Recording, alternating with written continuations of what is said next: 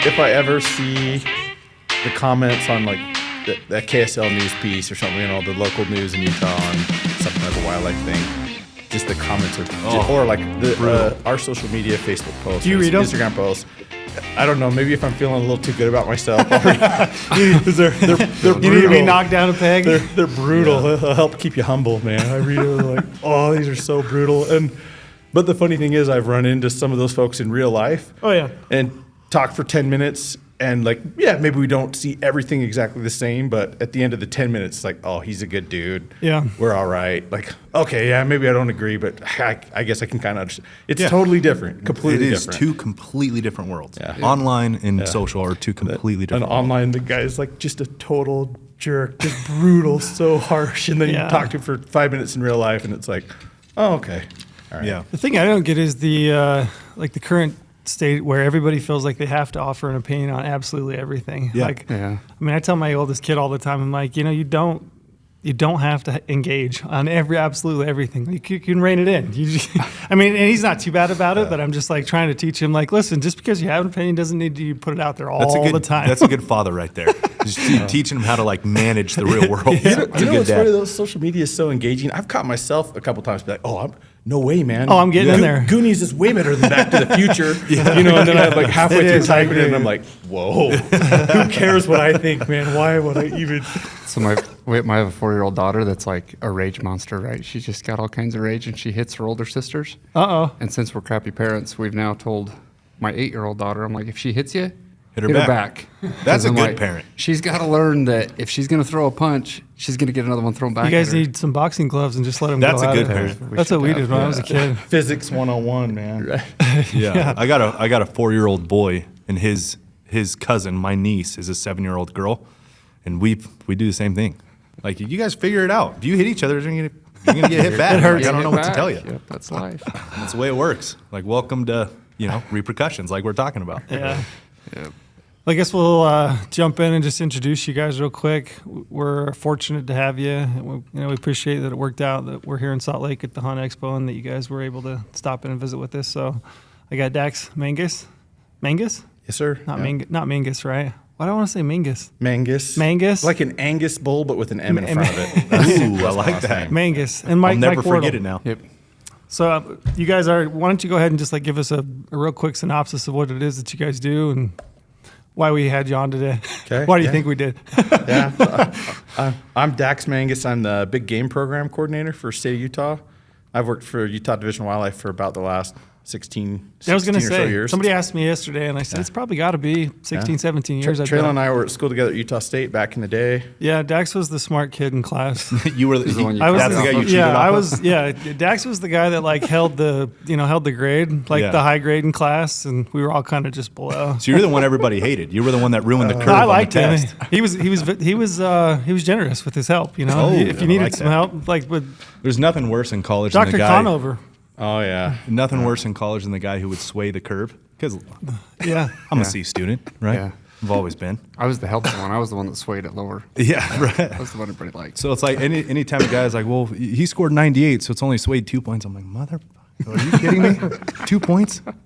Yeah, but Dax and I went to Utah State together. Yeah, I think that's where we first met, right? Yep. Yeah, and then I went on just work for the Division of Wildlife. I did a master's study looking at elk on Deseret Ranch, a big ranch in northern Utah, and went to work for the division. I worked in the northeastern region for the last 15 years. I've been out there. I managed the Book Cliffs unit, and then I was the regional manager out there, and now big game coordinator. And just this last fall, I've been doing that big game coordinator job not quite a year now. This last fall, we redid our statewide elk management plan. Yeah. And I'm guessing that's some, and there's some big changes and some stuff that folks maybe would Be want. ready to be grilled on that. Awesome. Yeah, let's do it. What was your master's thesis on? It was on Deseret Ranch, and they fed a bunch of elk there in the winter, and we were trying to find ways to get those elk to disperse through habitat improvement, and strategic hunting, to get those elk to winter out on their own, to reduce disease risks associated with feeding, but also to try to keep them out of trouble so they weren't all going into Evanston or heading into haystacks and stuff. So it was a super cool project. I shopped around a lot to find something. I wanted to do something specific to big game. There were a lot of sage grouse research projects at that time, and I was like, I got to do something. If I'm gonna go to this much school, it's got to be something I really care about. So I remember. Do you remember telling me at one point you were out there and you were watching a bull, like it was probably mid-March, and he picked his head up, and I'd asked you if you'd ever seen a bull shed. Yeah. And he said that bull like picked his head up and he kind of turned. As he turned his head, the one just rotated and popped off. I still have that set. Do you really? Yeah. I tell that story all the time. It wasn't like a giant bull or anything, but it's the first bull I ever watched. He dropped the one side. I've never seen it. Then he kind of started trotting after he dropped the one side, and the other side fell off. And it's like a 300 bull, and I still have that set. I saved it. That's cool. Yeah, I've never seen though. I've never seen. I've never actually seen one pop off. I've seen a deer shake his horns off. I've seen a deer jump a fence, but I've never seen a bull. Yeah, that's funny. But I tell that story all the time. I'm like, I know this guy that watched a bull shed, and because people ask, like, how does it work? You know, do they shake them off? Do they, pop off, fling off? And I was like, I don't know. This guy was telling me that the bull just picked his head up and kind of rotated it, and it just fell off. He turned his head, and the one antler just stayed. Yeah, and then it fell. That's what I remember you telling me. Then he kind of kicked a little bit and jumped a little bit, and the other side fell off. Yeah, it was awesome. Yeah, that's cool. Yeah. Why? I mean, have you always been interested in big game? I mean, mostly big game. Yeah, so I grew up, my dad loves shooting and guns. He's more of like a gun guy, reloader, and so we hunted, but I think for my dad, like the funnest part of the hunt for him was deciding which rifle am I going to use, what load am I going to work up, and we were kind of like probably the classic like Utah deer hunters. We'd drive around and we'd shoot like a 2-point, but I loved it. Yeah. I thought it was awesome, and I looked forward to it every year, and then when I moved out and started going to school, and I was actually in pre-med. Oh, really? I'm going to be a doctor. I was going to be a dentist. And then I watched. And look at you two now. This is great. Yeah, I watched the. He could have done it though. That's the difference here. I watched. I think the movie was Patch Adams, about some like dramatic movie about this doctor that helped all these people. And at the end of the movie, I was like, that's not my motivation. I'm like, why do I want to be a doctor? I'm like, I want to be a doctor so I can afford to like go hunting and do cool stuff outdoors. So I switched my major to business. I'm like, I'll be a businessman.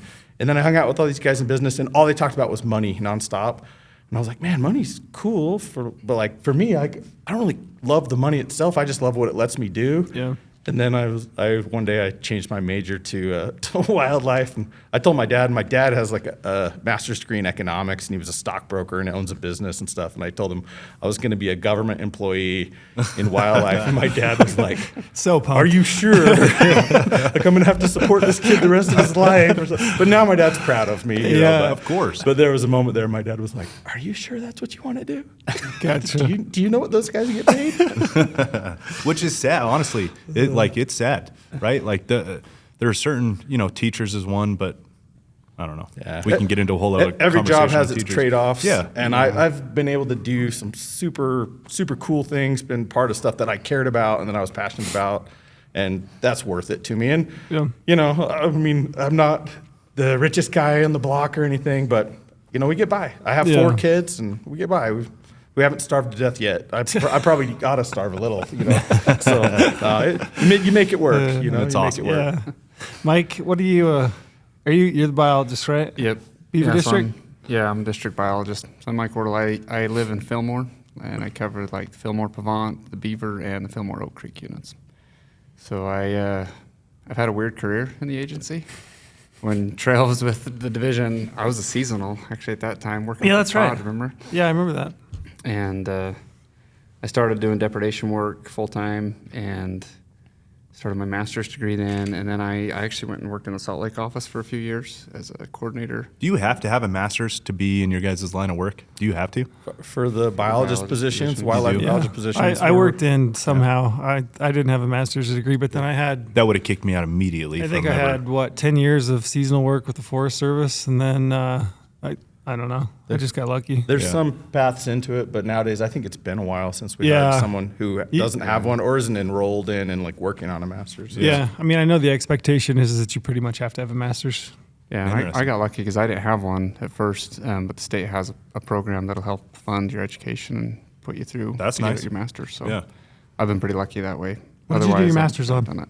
So I'm writing my thesis right now, and I'm looking at factors that influence success rates for limited entry elk hunters. Oh, so that's interesting. Yeah, that's very interesting. I want to dive into that. Yeah. How much time do you spend on your thesis right now? Too much. Like how much, honestly, if like people getting their masters, whatever. Right I've never now- done it, obviously. Right now, I'm getting close to finishing up with like the statistical analysis part, and I mean, I'm probably spending at least half a day a week just trying to work through program R and stats, and Yeah. then starting to write. So Well, Mike, he's a district biologist, but he has an interest and he's good at it. And so we keep Mike involved in a lot of statewide level projects too. We probably don't give him enough time to finish his you know, everything he's got on his plate. But you know, Mike sat on our elk committee when we redid the statewide elk plan. Most of the committee are, you know, other partners and constituents and different interests. But we have one division rep on the committee, and Mike was our division rep on the committee. And he seems to kind of get put on a lot of our committees because he's a good, well-rounded guy. He's a sportsman. He loves to hunt, but he also understands the biology and that side of it, and he understands like what sportsmen want to see. But he ran our depredation program where we deal with landowner conflicts, and that's a real intense and very real pressure that I think a lot of sportsmen don't fully grasp and understand. Like we have a lot of obligations in state law to deal with depredation issues, and sometimes sportsmen see that and get really upset about it, and it's complex. But Mike has a really good, like, well-rounded point of view because he's been involved on a lot of different sides. I think your dad's a farmer. Yeah. He loves to hunt, and then he's got the education and background, so we use Mike a lot. And he manages the Beaver and the Oak Creek and some of these like high-profile units too. So. You have some of the best. I mean, you probably have the best district, right? I mean, I think so. Yeah. I mean, No, come Beaver's on. terrible. Don't. Don't really apply bad. The there. Beaver, the Oak Creek Pavant. sucks too. Yeah. I mean, Don't do it. you got giant bucks, bulls, the whole Well, big No, sheep. no. Well, and I'm totally biased because I grew up in Fillmore, right? So I grew up at the foot of the Pavant, and like during the heyday of the Pavant, that's when I was a teenager, and so I have like these totally unrealistic expectations of what elk units should look like, and I've had to kind of readjust. Get them those. all back to that. Can't you guys do that? Yeah. Can Yeah, we let's get jump back to into that? that. Super easy. Let's talk. I mean, that's part of the reason we were going to have you on is to talk about the 10-year elk plan. So Utah just started, right? How is it signed? I mean, how does that work? Yeah, it got approved in December, early December. So the process, you know, we put this big committee together. I think we met for months. Who's the committee composed of? So we had folks from Department of Ag, the Farm Bureau. We had private landowners. We had some folks from kind of the commercial end of things. We had some guide and outfitter, folks that ran CWMUs, cooperative wildlife management units. So are these people appointed? Like they're chosen? They're appointed? Yeah. We Who formed chose them? Who chose them? So the division, some of it, we had representatives from federal land management agencies like BLM Forest Service.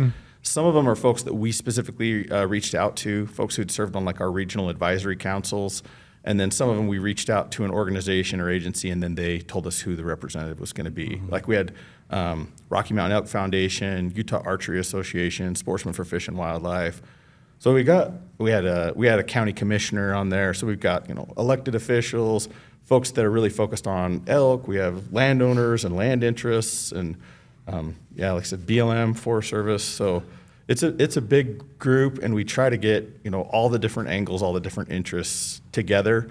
So some of the folks we specifically reached out to and invited to be on it, and then some of them were folks that got appointed by the organization that they represented.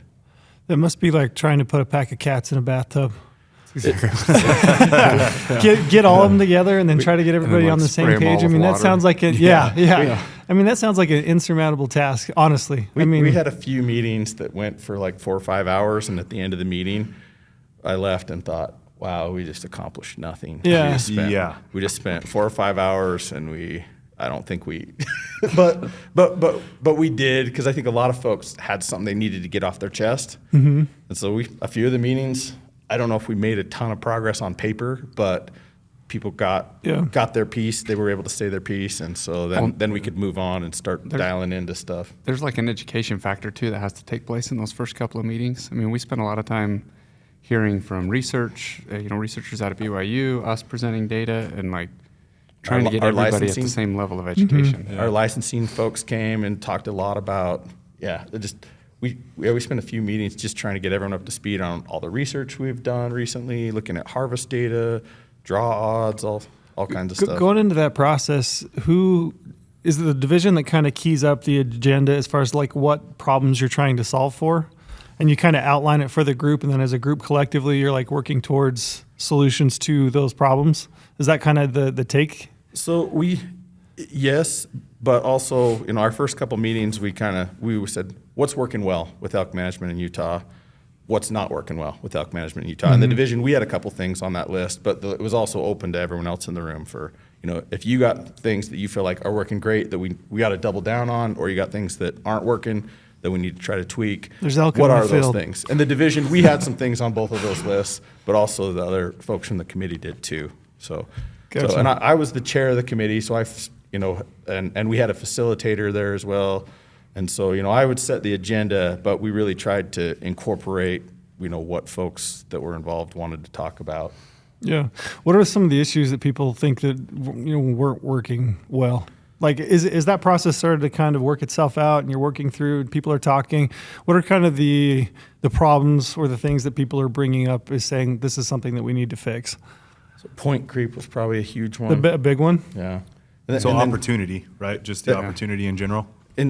Yeah, go ahead, Mike. You had a thought. I could see. I was just thinking like that dynamic between quality and opportunity, right? Like sometimes those are viewed as mutually exclusive, and the committee really took a standpoint of wanting to have both, right? Because that's what, like, when we survey the public, Dax always says, we ask if they want bigger bucks or more of them, and they're like, we want more bigger bucks. We want yes. Yeah. And we, and we all want It's tax consumer to be able to 101. Everybody wants better stuff for less money. It's like it's the age-old constant. That'll never change. We did a public survey. We reached out, and we had a social scientist that helped us write the survey questions and everything.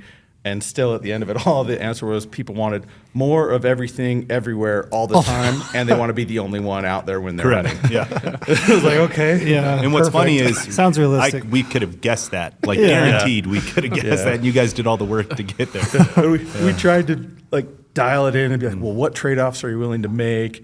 And so one of the things we kind of finally dialed in on was if folks, there are folks that are willing to accept a little more challenge in order to be able to hunt more often. And the committee, they kind of came up with this slogan. This wasn't the division or anything. It was the committee. They said they wanted to increase opportunity and maintain quality, which sounds a little bit like, how do you do that? And so that's why some of the stuff in the elk plan is kind of outside the box. Yeah. And I look at it more like I made the analogy a couple times. It's like it's like you go to a restaurant and we're not in and out. It's not like there's three things you can choose. You can get a burger, fries, or shake at In and Out. We're like the Cheesecake Factory. The menu's like 35 pages long. I love this analogy. And, This is great. And we got everything Must be from an lunchtime. early rifle hunt on the San Juan or the Boulder or something to an over-the-counter rifle tag in the Uintas.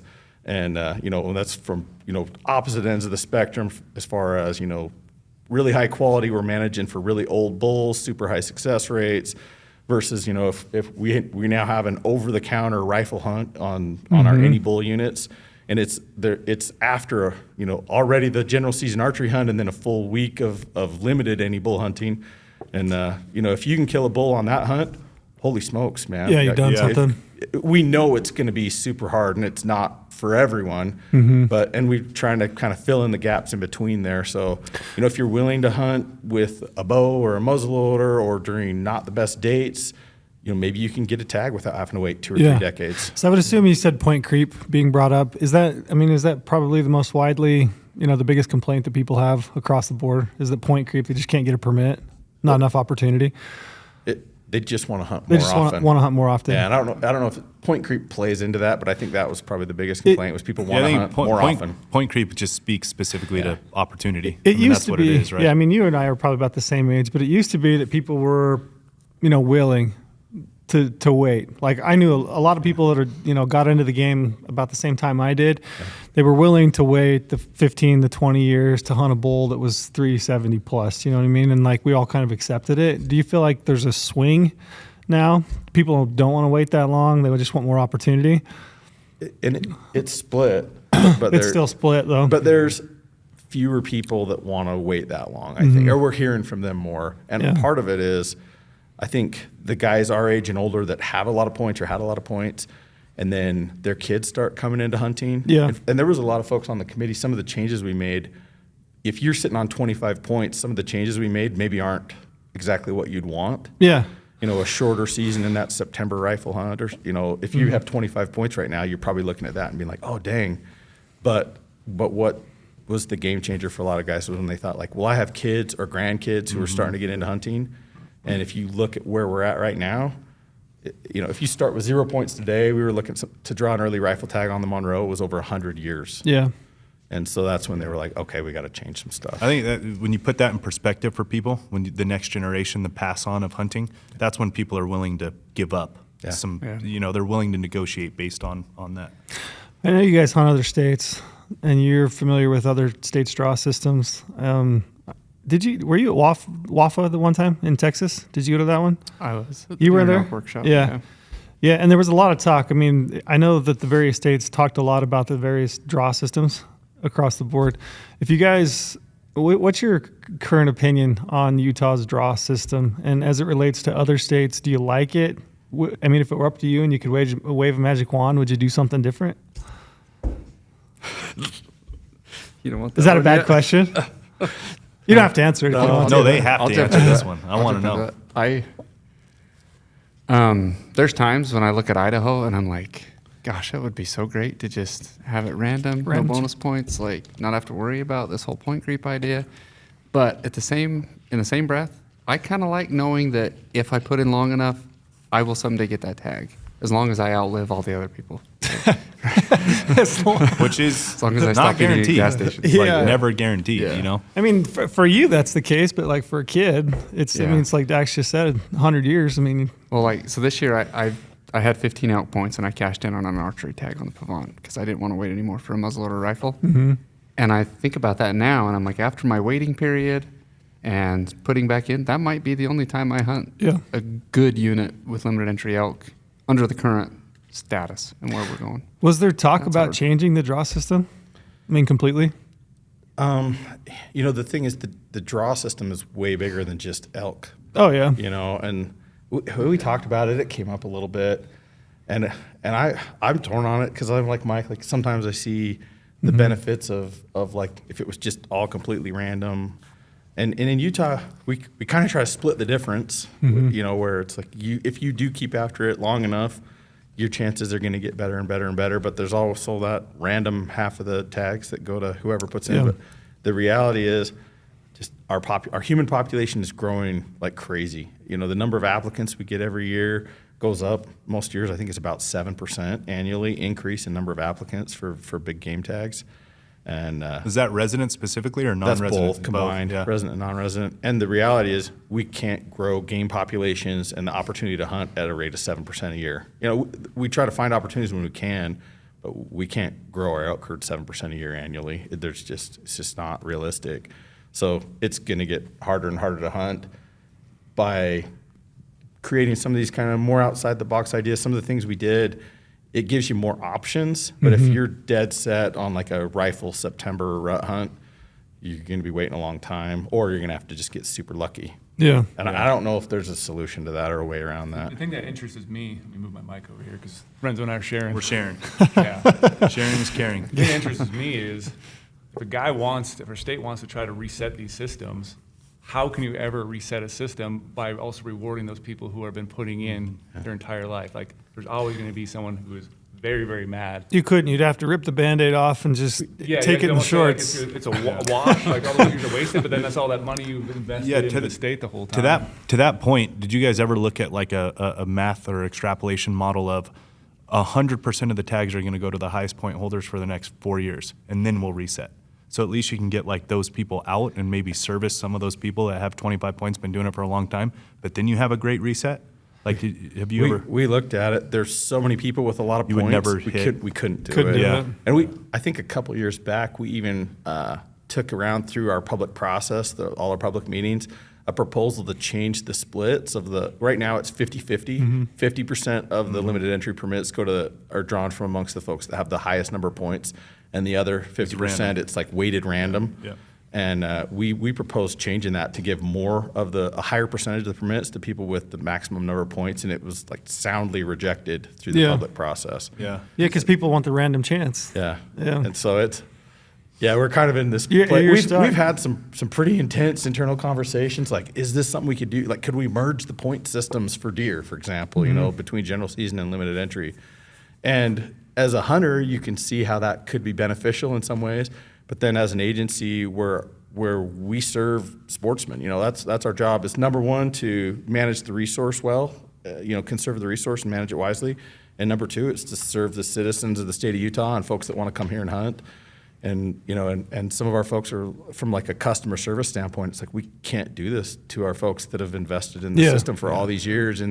And so, we've gone through the pros and cons and looked at it pretty hard internally. And Did you look at a system entirely like Nevada, so I'm a resident of Nevada, have been my entire life, and having a weighted 100% weighted bonus. So when we look at the data and produce our draws and all this stuff, we find a lot of individuals between 4 and 8 points are drawing a lot of tags. So you have really good opportunity. I'm talking sheep tags.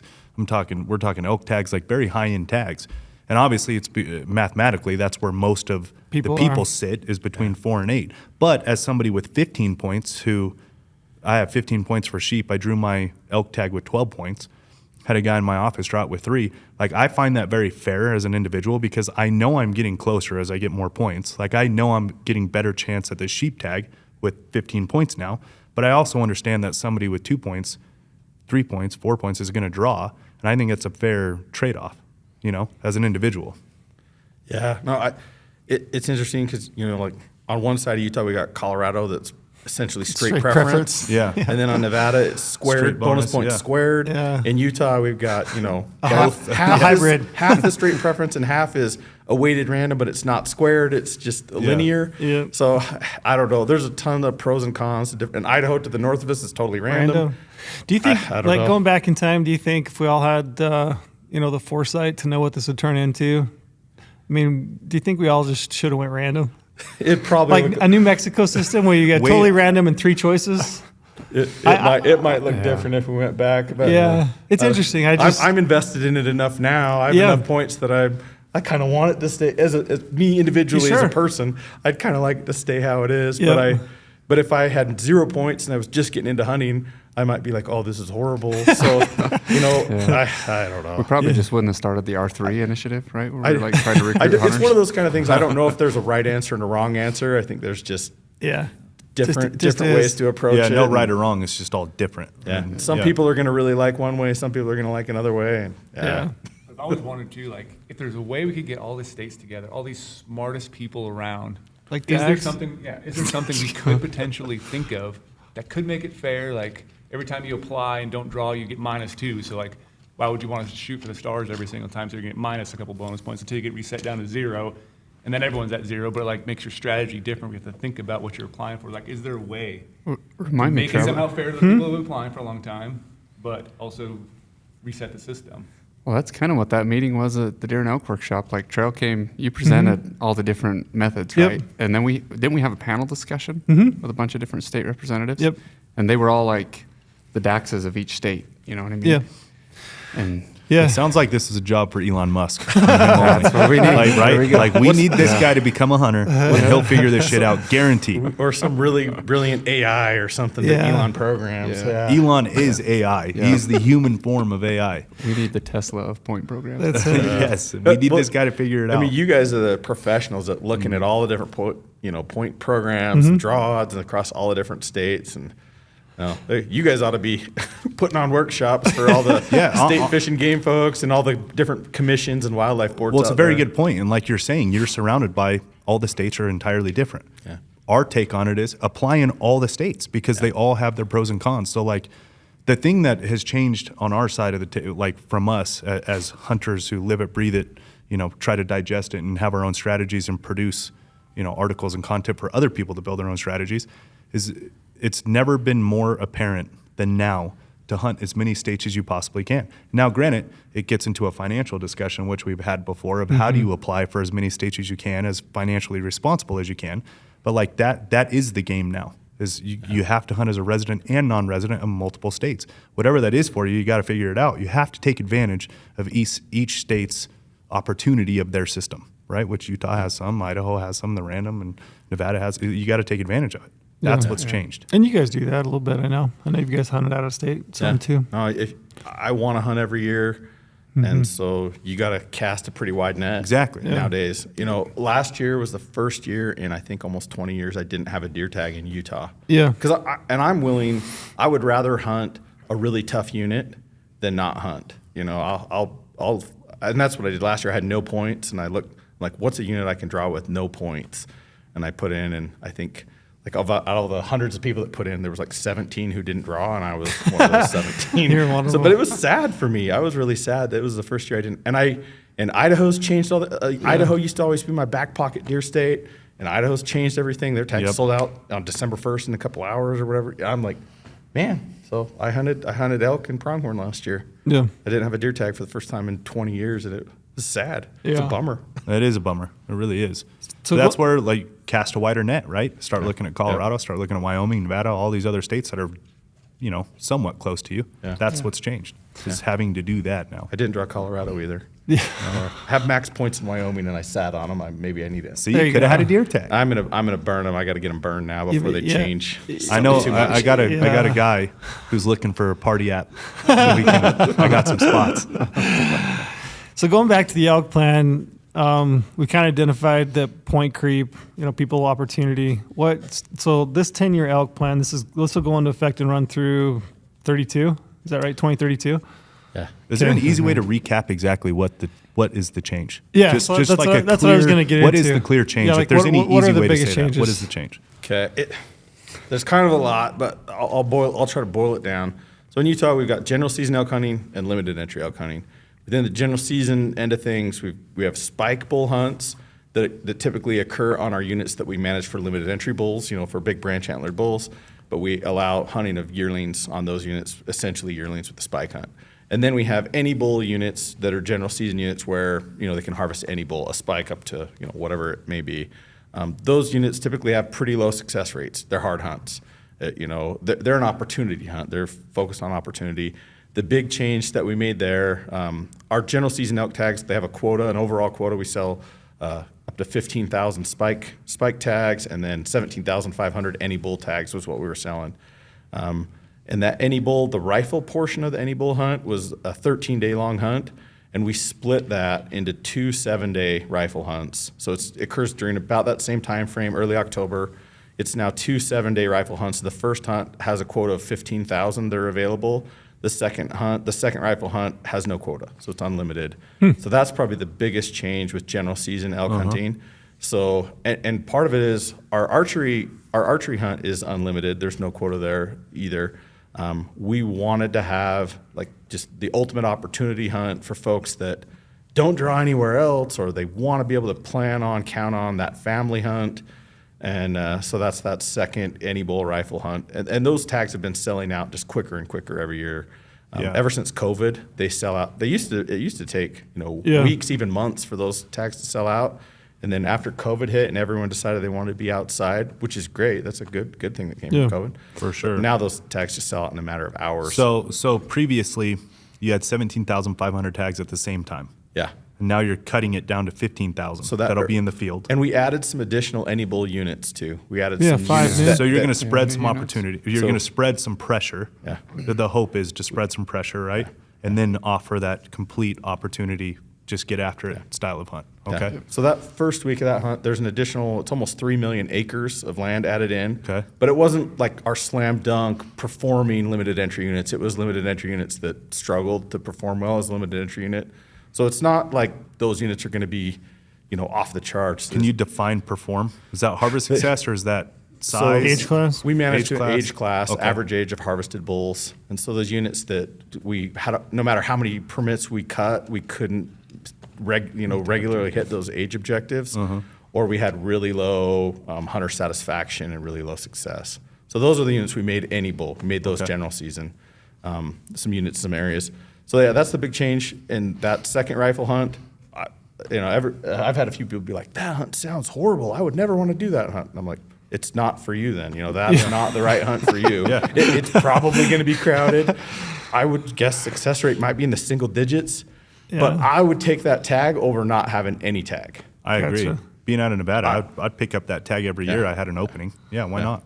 Yeah. So that's the big change with general season. That's probably the biggest change there in general season. What about limited entry? I know a big one. I've had many text messages from buddies saying you guys are going to destroy the age class in the state. So it sounds like we've lowered age class objectives across the board. Take it, Mike. Tell them about it. Yeah.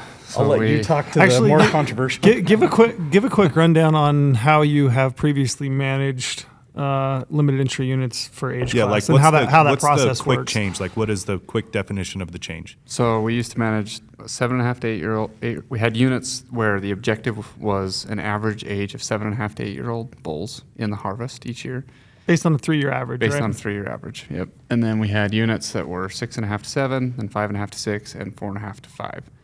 And average age, we view it as kind of a surrogate for like bull density, right, or the number of bulls that are on the landscape. So in theory, as you get up higher in age class, there's more bigger bulls available for hunters. And we had different units within those 4 categories. So the 7.5 to 8 year old age class, we actually got rid of that, and we're now managing those units for 6.5 to 7. And then the ones that were at 6.5 to 7, we bumped down a half a year, so they'll be 6 to 6.5. And then Four what and did I five. just screwed myself up? No. So the 5.5 to 6. 5.5 to 6. We left alone. We left alone because those units seemed to be working really well. That was like the Manti, the Fish Lake, Wasatch. Like they were units where we were still able to give a lot of opportunity, but still seeing quality animals taken. And then that lower age class, we didn't keep Got any. rid of it. We got rid of it, right? We had like 1 unit left, and we decided to We turn bumped that. it up. We bumped. So you're gonna make those 5 to 6, 5 to 6? Is that right? The lower ones, or just No, all we have is 5.5 to 6, Okay. 6 to 6.5, and 6.5 to 7. okay? Yeah. So just 3. Yeah.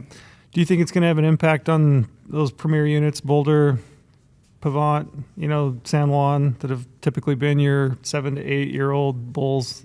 Are you going to? I mean, what's your take? Do you think that trophy potential is going to tank? Yeah. So I get a ton of calls about the beaver right now over this, and so I'll give you my 2 cents. My opinion is I think people are going to see an impact on the quality on the beaver, but it's not all about the permit numbers. I think that there's much bigger issues on the beaver with population demographics, looking at within your population, how many bulls do you have, how many cows do you have, how many calves, right? On the beaver right now, we have a ton of bulls, very few cows, and so our production is really slow. And so when you look 6, 7 years into the future, there's not going to be as many 6 and 7 year old bulls, right? Simply because production was slow now, and those bulls weren't hitting the ground as calves. Gotcha. So I think that honestly is going to impact quality way more than the change in permit numbers. Mm-hmm. And we should say the change in age class objective is primarily to be able to increase the number of permits available, right? Yeah. Yeah, so I was just going to get into that. That's the goal. So you guys are defining how you have changed age class management. Now, what is the mechanism to do that? To do so? So one of the interesting things we looked at, there was a couple things. One, we looked at this, a huge study was done over 20 years from like Montana, Wyoming, Idaho, Utah, New Mexico, Arizona, somewhere from Canada to Mexico, in between, over 20 years. They took Boone and Crockett scores and then got a tooth from the elk and had it aged in a lab. And they looked at Boone and Crockett's score and correlated it with age of elk. And it's over 5,000 elk over 20 years. These are all like guided hunts on CWMUs, Indian reservations, that type of thing. And the average bull scores about 320. So that, like, the average human is 5'10". That human man 5'8". in North America. Don't make me smaller than I am. Average human's 5'8". Average human's 5'8". Okay. I like that. I agree with you. Yeah. The average bull elk scores like 319. Scores 319, and they're there by 6.5, 7 years old. They're there. So a bull that scores 370, 380, 400 is like a human that's Shaquille O'Neal or something. Someone that's 7'2" or something. You know what I mean? Like a 400 bull is, you just don't see a lot of them. But according to the public, they see 400-inch bulls all the time, right? And it also means, if the average bull is 320, it means there's a whole lot of bulls out there that are like 290 and 300. And we see that all the time, guys kill 12-year-old bulls, 10, 12, 11, that are 310. I just pulled a bull out of a fence 2 weeks ago that was dead, and looking at his teeth, he's like 13 or 14 years old, super old. I measured his antlers, he was 285. And so what Mike said is really important, that the managing for the average age it's really a measure of how many bulls are available on the landscape, more so than the quality of the bulls. More so than the correlation to the score. Yeah. And so by lowering the age objective, we'll be on a stable unit. By lowering the age objective 1 year, you can increase permits 50% and hit the new age objective. And that's a legit math model. Like Yeah. you know that. Wow. Yeah. I sat down with our the smartest math guy in the division with Kent Hershey and was like, Kent, let's work through and we're not going to do that overnight. We're not going to recommend an increase in permits 50% overnight. And we made some other tweaks too to some of the season dates and the weapon splits that'll also affect let's it. talk about that too. But one of the things we're looking at is units like the Manti, the Wasatch, the Fist Lake, there's still good bulls that come off those units. Mm-hmm. I would so happily take any of those tags and so be what pumped about them. Like honestly, Yeah, I hunted the Manti this year. We're shifting our management a little bit more towards that type of a unit. And as a hunter who's chasing these tags, I would be ultra happy with that. Like of course everybody wants to go find the 400 on beaver and Pavant like it is now, but I would gladly take more opportunity like Fish Lake and Manti.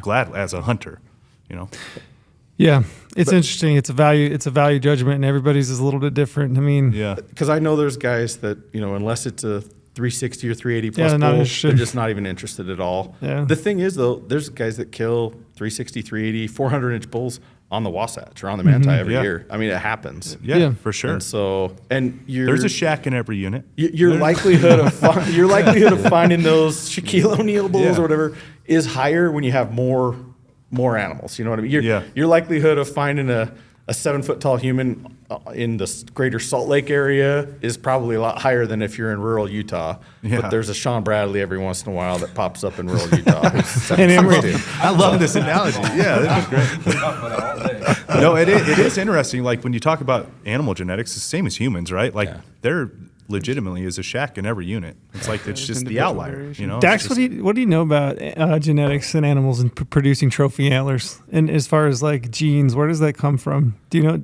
I know that there's been some talk and some studies recently. Have you kind of followed any of that? I'm not an expert on genetics. I know the folks that have whitetail ranches or elk farms, they're able, when you can control what's happening and the history of both the bulls and the cows, the males and the females, they can do some pretty incredible things. And nutrition's a huge part of it too, though. Do you know if this is true? Because this is what I've heard, that genetics are like the vast majority is based off the female, not the male. That's is what that true? Yeah, that's what I'm. So in the paper that I talk about that has all this study on antler size for bulls, it talks about it for deer too. But a lot of what they talk about is maternal condition. So the condition of mom with fat moms, big healthy fat moms throw offspring that have big racks. Really? Yeah. So that's a direct correlation. Yep. So that accounts for, I can't remember the percentage of, Brock or Randy would kick me for not remembering, but and I think that goes in percentage. perpetuity, right? Like it goes generationally. That animal's so like a fawn, right? That comes from a female fawn that comes from a healthy doe.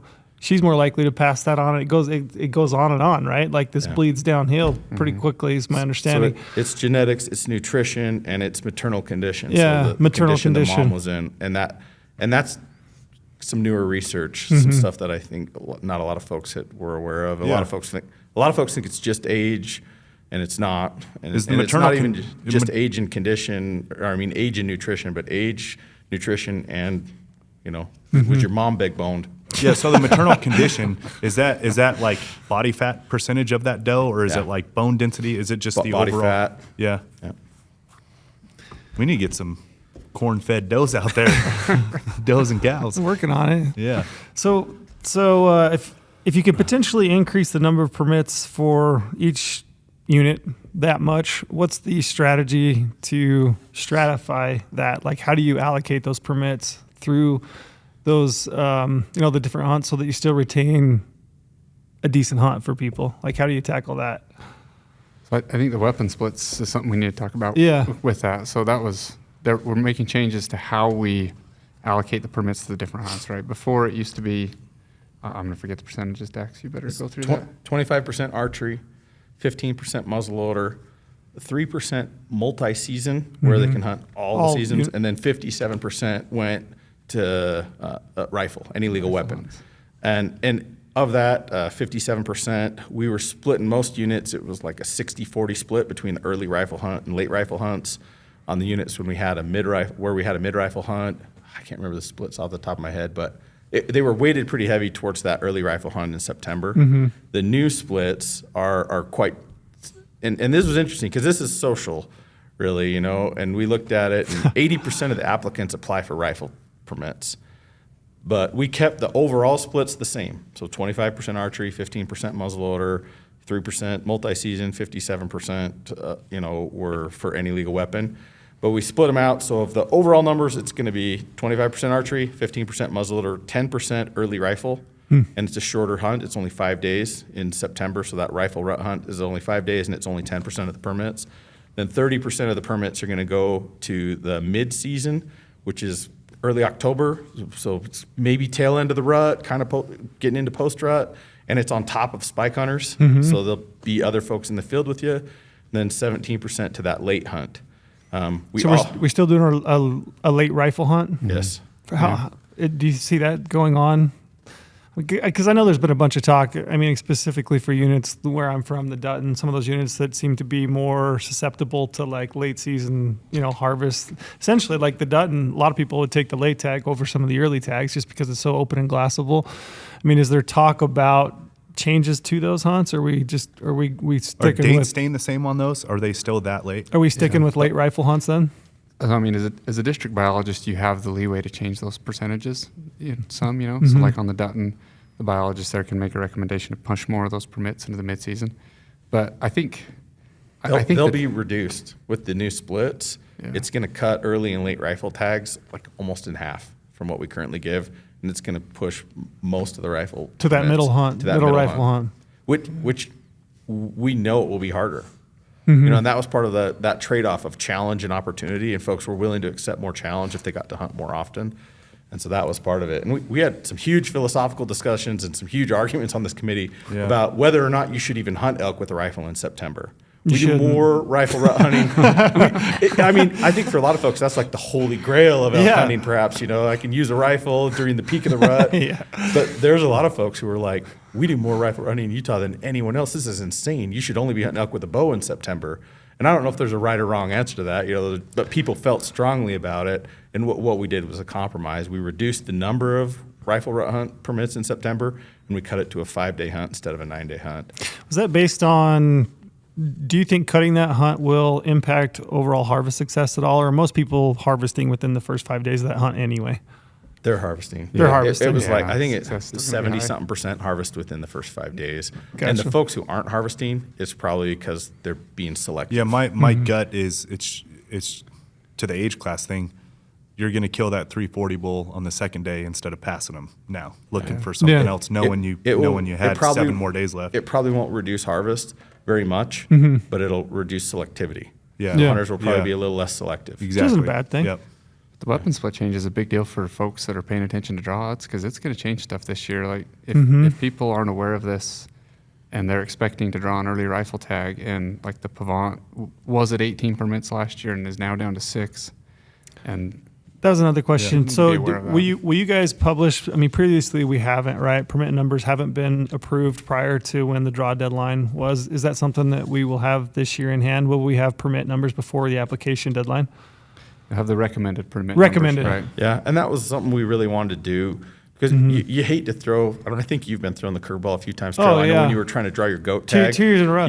So when you told the story about being one of the 17 guys, I was one of 4 2 years in a row. I was the one guy out of 4 that didn't draw. Vividly remember Yeah, every trail year I was during like, "Oh, I'm these- going on a GOHUNT this year. You guys put it on your schedule. Yeah. Book a camera guy. We're going." And then, nope, sorry. Trail sent me a message a couple times that were like, "Huh, so you changed the permit numbers Yeah. again?" And I could read between the lines. Trail Yeah, was that's- like, "What are you doing to me, Yeah. man?" Yeah, I mean, I've been a proponent of that. I So, think it's. But yeah, I think we owe the public it. and we want to do that. So we changed our timeline a little bit, and our application timeline's later. And so, folks, our proposed permit numbers will be out, and we'll have had our first 2 public meetings even as well. Okay. So So they'll be pretty well nailed down. So I think if there's like a big, if something's going to change to the public process, there's a pretty good likelihood you'll know about it after the permit numbers come out and we have the first couple meetings. Ultimately, the wildlife board's going to, make the final decision and approve final permit numbers. But you'll have a way better idea of what it's going to look like than it's been in past years when we, So threw Trail some curveballs on trying to draw his goat tag. Yeah. So that's a hot take. I mean, for our insiders, our members, you're going to want to be aware of that. Like if you've got a bunch of points and you're looking at trying to draw an early rifle tag, you're going to want to look at the proposed permit numbers because there's a really good chance that they're going to be cut significantly enough so that your point level may not get you that permit that you think it might. Yeah. So It's going to change some things pretty big time, especially for the early rifle hunt. One of the other nice things we're doing this year is you can change your hunt choices in your application during the application period. In the past in Utah, you'd had to withdraw your application Yeah. and then Redo, reapply. yeah. pay the extra $10. Now is during the period when it's open, you can change your choice. So if you watch the Northern Region RAC meeting and decide like, oh man, I think they're going to change permit numbers on you could go back in and change it. gotcha. Not gouge for the extra $10. Yeah. That's They where we do. get our Christmas bonus. I know you don't get a Christmas bonus. Yeah, my kids have an amazing Christmas because of that. I'm trying to think. Don't even joke about stuff like that. I really shouldn't even say that. You got a commitment. Anybody who doesn't see the humor in that, I mean, come on. You got what is it? A commemorative glass? That's what I'm guessing Oh, you yeah, got. sure I think I had a couple of those. Or a few years ago when I worked at the division, we got like memorable like pogs. They were Yeah, a little Coin. kind of yeah, like a and they were pretty challenge cool. coin Yeah, or challenge something. coin. That's Last what it year we was. got a bag of salted caramels. Oh, there you go. Got, That was our Christmas got an bonus. apron. Yeah, we before got an that. apron 1 year. An apron's pretty sick. I like Some that. solid bonuses. Oh yeah. So it's- I'm getting some ideas for GOHUNT it's- bonuses. yeah, it's I know kinda exactly like- what I'm doing bonus style this year. It's kind of like what Clark in the Christmas Vacation when he gets the Jelly Yeah. of the Month Yeah. club Oh, or I love something. that Like we wish we got a Jelly of the Month club. That would be pretty sweet. Is that for not a the Christmas greatest bonus. Christmas movie of all time? Yeah, though? absolutely. Holy shit, that's the best. What about late archery hunts? I think I saw some late archery hunts in December Yeah, that'll be across all limited entry units. across all units. I'm Well, a fan of there's that. just a couple where we don't have it. There Gotcha. are a couple, but and they're like the kind of the weird exceptions. Did you guys look at Arizona late archery hunts for that? Kind of the So inspiration there? That was something we talked about a lot. And one of the themes of this committee was like, can we create hunts where it's going to be hard, but for some folks, Me, yeah. they're Yeah. like, I'll take I that would- on. I would That love it. sounds- Me too, I'm all in. sounds Those, like an those awesome late challenge. Arizona archery hunts are awesome. I would love another opportunity like that, another state opportunity. We're just cracking the door on it. I think what we put in the plan, we're going to start with the really low, like 5 permits on each unit, or up to 1%. So like the Wasatch and Manti will be a little bit more than that, but most units it's going to be 5 permits. So 1 non-resident, 4 resident is what we're going to recommend. How about 4 non-resident and 1 resident? And Wrong. I know, right? But we're looking at them, and then depending on how they go, and those are in addition to all the other permits. These are we're kind of looking at these separate. Oh, Yeah. it's a whole different pool. Yeah. It's a new. Yeah. Okay, So gotcha. so that's not part of the percentages, Yeah, yeah. and it's kind of Some an extra permits. Yeah, and we'll look at it and see how they go, and if they go all right, I think we'll look at expanding them. And we tried which to leave, which units have them? Gonna have them this year? almost all of All- the units. I think Okay. like a couple of the box elder unit doesn't have it, and I think the 3 corners doesn't have it. Okay. But almost all of Was the that because of interstate agreements? Is that what we did? some of it had to do with I talked with the biologists, and they felt like the elk migrated to where there weren't anything of it. Like we're cool with it being a challenging hunt, but we don't want to No set elk at people all. up to completely just- fail yeah. or something. You know what I mean? Like, we don't guarantee success. You get a tag. That's an opportunity to go hunt, Yeah. and sometimes it's rough or the weather's weird or you know what I mean. But we never intentionally want to set someone up to have 0 opportunity. Yeah. What's current state of what would you say the current state of elk is in Utah as a whole? I mean, I know it's a big question generally speaking, but population objectives, where are we at? They're doing well. They're pretty stable. Drought has slowed stuff down a little bit in some of the drier units in the southern part of the state. but we're having a really wet year this year. The elk, we capture elk every year and put some collars on, and we're doing some elk studies on some units, and the elk are looking to be in really good shape this year. We're having a more severe winter in northern Utah, but elk seem to do pretty well. I think our elk are doing well. I can tell you anecdotally, I spend for the last 22 years, spent time in Penguich unit, and I can tell you that has bounced back. It's awesome. Some of those units, like a unit like the Penguich, where we've had big fires. Yeah. Nebo, Wasatch, Manti, Penguich Yeah. Lake, just to name a few that are just coming to the top of my head. There is a sweet spot a few years after a fire. If we have some wet years, We're in it And, because it took a huge enjoy it. took a huge lull there for a while. Like I've spent, like I said, the last 20 plus, I can't remember, it's 22, something like that, years hunting on the Penguich unit. Every single year I've been up there in September, and it's always been good, but then it took a huge dip, like massive dip, and it was shitty. Like it was not good. It was more of, I don't know, like what you would even compare it to, but I wouldn't compare it to a limited entry hunt by any means. Well, it's back. It's awesome now. Probably just excess beaver bulls. Think so? I'm just kidding. I think there's something to Did you that. see Yeah. the amount of late bulls that got killed? Yeah. Big late bulls that got killed on Penguich this year was insane. It was We crazy. actually put collars across Highway 20. Only a handful, so it was a pretty small sample size, but we didn't see a ton of movement across Highway 20, which Really? surprised me. When did you put the when did you put the collars on? That would have been like 2014. Oh, I think so, it was yeah. when So you we were got still plenty of data to look Yeah, at. that sweet Yeah. spot on fires is it's a real Interesting. thing. there. And we are looking at elk movements. We have a big collar study going on in the southern region this year, where because there is a lot of movement between those units, and it's tricky. You know, we do the best we can to set up hunt units to try to match where elk herds are, but elk will throw you a curveball sometimes, and they move, and so we're looking at that, trying to get dialed in and figure it out. But generally, our elk population's stable, doing well. Our objectives, our population objectives for the units. In northern Utah, we have quite a few units that are a little bit over, but most of those units that are like almost all private land, and the landowners want more elk. Really? There's Why- a novel. why? Yeah, why? sound comes Why? from. They like elk. What did you say? In northern Utah, the landowners like elk. A lot of them, they have hunting programs on their lands. They're generating revenue from elk. That's what I was like thinking. elk. It's a revenue driver. And in the central and southern half of the state, we have a lot of public lands with like public land livestock grazing. And so there's a lot of interest on every blade of grass out there and who gets it. Yeah. Does an elk get it? Does a domestic cow get it? And so, and then we deal with, in a winter like this, we have a lot of elk come down on winter ranges, especially with this deep snow that we have this year. And we've got elk in haystacks, or some guys out there trying to feed his livestock, and the elk are sneaking in and eating the feed.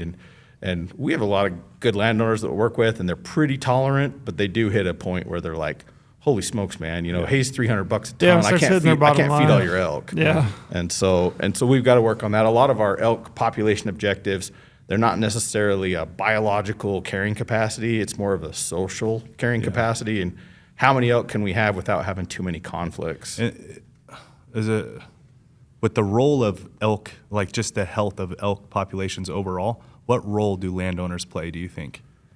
It's pretty significant. Elk spend a lot of time on private land. Even Yeah. on units that don't have a lot of private land, they spend a lot of time on private land. Yeah, so we deal with it all the time because our product and what we do is primarily DIY public land. That's what we try to facilitate. That's what we stand for, is the opportunity of public land hunting, fair chase public land animals. And there's always a rift between like hating landowners because you can't hunt their land, and that's where a lot of the animals are, but then also understanding it from a higher level of the role of importance they play in the overall health. And I think it's a lost understanding a lot of the time of like exactly what it almost acts as a preserve, right? I say sometimes it's a sanctuary. for Yeah. it, too. So it's a necessity be helpful. in animal health, would you say? Yeah, it's important. We have, I think the contributions that are made by private landowners are huge. They help a lot. And we have programs like that CWMU program. We have the Landowner Association program. We have our depredation program where we compensate landowners for loss. We try to recognize that value, and it's a balancing act. And some landowners feel like it's adequate and it does well, and some sportsmen feel like it's too much and that we're giving away the farm. We can't help but think like it does take opportunity away from us, that private land owners get stuff, right? They get tags, they get value, and we don't have I opportunities. think the biggest thing they get is, their opinion and I shouldn't say the sway, but that's what I want to say. The sway that they get into, into the overall objective of a unit. Yes. So I was going to ask you, and maybe this will kind of help set it up, but like, how do you feel about the population objectives of your units? Do you feel like it could support more elk? Because let me give you a criticism. This is a pretty common criticism I get of the division. I'll just pass it on because I like this kind of stuff. But, we've put all this money into habitat work. I mean, we have the most robust habitat restoration program in the West, hands down. You guys do more than all the other states added together, correct? Oh, It's the stat that I heard. Infinitely more. It's huge. Yeah, Utah. The stat that I've heard on the ground level is you guys do more habitat than all the other states combined. Yeah. I'd have to double check on, but I think we're in that. Yeah. It's an order of magnitude above what anyone else is Above doing. and beyond. So, I mean, what would you say to that criticism that we've put all this money, all this effort into habitat, and yet our objectives have kind of remained the same? Do you think we could have more elk? And if we could, and we aren't growing those elk herds, why? I'll talk on a bigger level, and then maybe let Mike talk on a smaller scale, because I know he's actually wrestling with that same question right now on the beaver. But it is unit specific. Mm-hmm. But I think that's probably a fair criticism from some sportsmen to say, you guys have treated millions and millions of acres, you've spent millions, tens of millions of dollars, and our overall statewide elk population objective hasn't changed a whole lot. That might be a fair criticism looking at it from that level.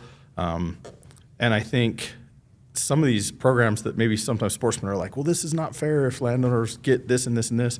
But honestly, a rising tide lifts all boats. If we can keep landowners in a place where they're comfortable and they're content, we have better luck of being able to raise population objectives. A few years back on the Wasatch unit, we were way above objective. And so we were harvesting cows like crazy to try to get to objective, and our sportsmen were hating it because we were pushing a lot of it. It was crowded, success rates went down, we were pushing a lot of elk onto private or into some deep dark hole where they couldn't get to. And we had an elk committee, and landowners were kind of like, if you'll give us some additional tools to deal with when we exceed that tolerance on our lands, we'll let you have more elk. So we implemented those tools. That's when we created the private lands cow tags. And then after that, they let us raise the elk objective by 3,000 elk on the Wasatch. And so, it's a trade-off, and sometimes it can even feel counterintuitive to a hunter. It's like, well, why are we giving stuff to landowners? But the end result was we have 3,000 more elk, and we've shown that by using those private lands tags, we've actually shifted the distribution and put more elk onto public lands. Yeah. That information is lost in translation, in my opinion. Like that, because again, like as us, we feel like it's taken away opportunity from us that landowners get to sway and control and have their own opportunity. But if that's what comes from it, I don't think a lot of people. Yeah, it's a net benefit. Yeah, I don't. It's kind of lost in translation, the benefit that comes out of it. And that's a success story.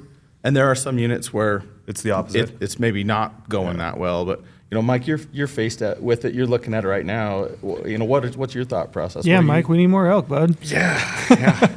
No, I've literally had days where, like, within the same 45 minutes, I would get a call from a local sportsman that's like, "Why the crap are you shooting cows? Why do we have these cow hunts? There's no elk left on the unit." Was it Reggie Swenson?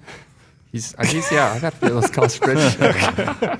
They're usually text messages. Mm-hmm. Yeah. So, and then literally within 10 minutes, I'll get a call from an ag producer who's like, "Hey, what the hell? Like, your elk are eating my haystack. Hay's $300 a ton. I'm going to go out of business. Like, I need help, and you have way too many elk." And so it's a fascinating dynamic to sit in the middle of, right?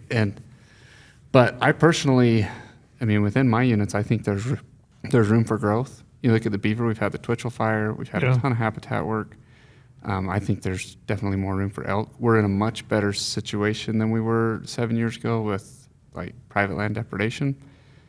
Honestly, the hard part as the district biologist is getting the support that I need to make those recommendations. Sometimes there's a handful. When you say that, what do you mean?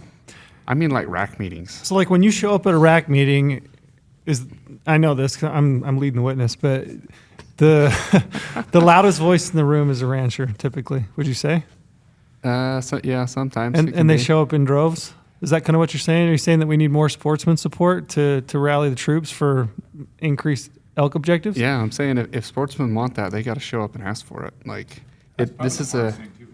They don't show up sometimes when they need to be showing up for some of these things, or they don't express their opinion on a public comment period, and they'll complain later, but they never took an effort to go to a meeting. Well, What's their opinion? I don't blame them. Like, rack meetings suck. I get paid to be there, and they're brutal sometimes. But I think they're high entertainment. The tricky thing is, like, the division, our standpoint on this is we don't want to go to war. You know what I mean? That's not what we're looking for. We're looking for, okay, you guys want this, you guys want this. How can we make this work? And sometimes I'm tempted to go to war. Sometimes it's like, no, this guy's wrong. Let's fight him. But I've found, I've been working for the division 16, 17 years now, that long term, that doesn't get you anywhere. You might win a battle, but you don't win a war. And when we win, and I've learned a lot of this actually from sportsmen, like working with guys at the sportsmen's organizations. When we were working on that Wasatch issue, Paul Phillips, who runs Strawberry Bay, and Paul's a great guy, he was getting chewed out by a producer that was saying, the elk were doing this and doing that. And Paul asked him, he said, if I could do something to help you right now, what would it be? And the guy said, well, this really isn't because of the elk, but a bunch of my cattle guards are silted in. And Paul had a backhoe, and he had some guys working for him, and he said, tell me which ones. And they went up and they dug out and fixed his silted in cattle guards. A couple months later, same guy comes back into the marina and goes, you know what? I haven't been seeing that many elk up there. Maybe we ought to have a few more. And the elk didn't cause his cattle guard to get silted in. But, by connecting with the guy as a human and figuring out what he was up against, what his challenges were, and seeing, like, how can we help with those? Like I said, now we have 3,000 more elk on the Wasatch. And so it's tempting sometimes to fight it out in the racks. And I've been there and had someone stand up and say something that wasn't entirely true or that was misrepresented. And my first instinct is to correct them. And, no, we need to do this, and I'm right, and you're wrong. But the reality is, and what I love to do is get more sportsmen involved like Paul Phillips was and find out, what are your challenges? How can we help you address those challenges? And then here's my challenge. I want more elk. How can you help me address that? Yeah, not just be a loud voice, but help. What does the porter always tells me? Don't just come to me with a problem. You have to come with me with a solution as well. It's the age-old saying. If you're an adult, you can't come with a problem. You got to come with a solution as well. Let's work this out. Like if you have a problem and you understand, you know exactly what your problem is, start with just the baseline solution and let's work on it together, right? Like that's what it takes. But we do need sportsman support, but not just to fight. We need sportsman support to find solutions. There's an individual landowner on the Beaver who used to be a really hard landowner to deal with. Had a lot of elk on his property, and most of his complaint wasn't about what the elk were eating. It was just his fences. He was sick of maintaining his dang fence all winter long to try and keep his cows in because the elk would break through it. And similar deal, a local sportsman reached out to him to the point where he was like, hey, can I just have access to your property to go check your fences? And he just started going and maintaining his fence every couple of weeks. And most times it was just a quick drive around and he'd fix a fence. And that landowner is way better to deal with now. Like, That's a cool story. That is a cool story. I think like the rack meetings are one thing, but like Dax is saying, I think being a part of the solution. Yeah, living in these little communities, like the sportsmen know the landowners better than like the division does, right? And they're in a better situation to build those relationships than we are. Sometimes it's hard because we're the big bad government, right? In small southern Utah, we can be viewed badly, but the people that are in those communities. You guys aren't the Oregon or Colorado government, so you guys aren't that bad. Like, and I think we can do better too at helping to try to facilitate those types of solutions. I think it's something that we can try to work on and find answers to. And sometimes you deal with someone who's just unreasonable, and there's no way around it. And that happens on the sportsman end of things, both sides, as much as it does on the on a ag producer end of things. Yeah, for sure. Yeah, but we need to communicate, get folks involved, support at rack meetings, and support at finding solutions. That's the kind of thing that can get us more elk. And we want more elk. If we can do it responsibly, we want more elk. And, Mike's looking at it on the Beaver, and I hope you can find some solutions and get there. And, because we've done a ton of work. There's biologically room for more elk on a lot of these units if we can figure out how to solve some of these, hot spot areas where we have problems. Yeah. That was the interesting thing when I worked for the division. I mean, you go into those positions and you think that you're going into an organization that's going to be largely, your job is going to be dictated by science and biology and studies, and you're going to do all these things for wildlife. But the reality is that so much of your guys' job is social management. I would say, what would you say the percentage is? How much of your job is biology and how much of it's just social management? I hate to even admit this, but you're right. Honestly, so often what we're doing, changing splits for how we hunt bulls or looking at buck to doe ratios and deer, the biological sideboards for that are really wide. And there's a lot of potentially right answers in between those super wide biological sideboards. And I bet I spend 90% of my time working on stuff that's probably social issues and balancing different, interests and preferences. And I think guys like Mike get to spend more time recovering collars and working on collecting biological data that we use to inform decisions. So I think Mike probably gets to spend more time working on actual biology, and I probably spend way more time than I care to admit dealing with, social issues and trying to balance out different demands. I saw within the press release for this new elk plan when it came out, kind of towards the bottom end of it, you were potentially going to reconvene and look at technology in hunting. What specifically are we looking at? Are we looking at muzzleloader scopes? Just, is there other technologies that you're aware of that we're thinking of addressing? Yeah, I've been the note taker for that committee actually. So I don't play a huge role, but I sit and type in the background, and it's an interesting committee to sit and listen to. Yeah. They've talked about a lot of stuff. They've talked about two-way radios. They've talked about hunting clothing. They've talked about Hunting clothing. It was like a 10-second. We're going back to the loincloth. Right. Flannel shirts and blue jeans. Yeah. You have Hey, to wear man, Buffalo cotton plaid, and blue kill jeans. yourself. Yeah. No, it was like a 10-second conversation actually. That was, But that was brought up at one meeting. So there's a lot of things that they're discussing. As far as what the division's going to recommend, I don't know what's going to come out of it, but definitely, I think you'll see recommendations about restricted weapons that we took through this past rack cycle, like restricted weapon hunts. So your hams hunts, is that what you're talking about specifically, or you're talking about other? Like more additional hunts, like a restricted muzzleloader hunt, Like ball and restricted patch? illegal weapon. I think they're Flint? We're not going that far I back? can't remember. So it's what the definition that they had come up with, similar to Idaho's. Idaho has like a primitive muzzleloader hunt. It was similar to that. So yeah, I think you'll see some recommendations like that into the future that's going to come from that technology committee. Interesting. Some of it is stuff that feels more like a no-brainer, like artificial intelligence glassing systems. Yeah. Some of that kind of stuff. That's Night not, vision? Yeah, night vision's already Yeah, done. legal. So some of that kind of stuff, it feels like it's easier to draw a line between, when you're talking about ethics and fair chase, that again is one where there's not necessarily like, yes, this is right, yes, this is wrong. It's kind of The one I've always struggled with personally is like the two-way radio thing, which you brought up. Like communication is a necessity of day-to-day life, and it's like I think it belongs in hunting. I have no issue saying that. Like that's just my personal take. Communication is key in everything in life. Why not hunting? So everyone comes after radios. Well, there's going to be a day where Elon puts Starlink.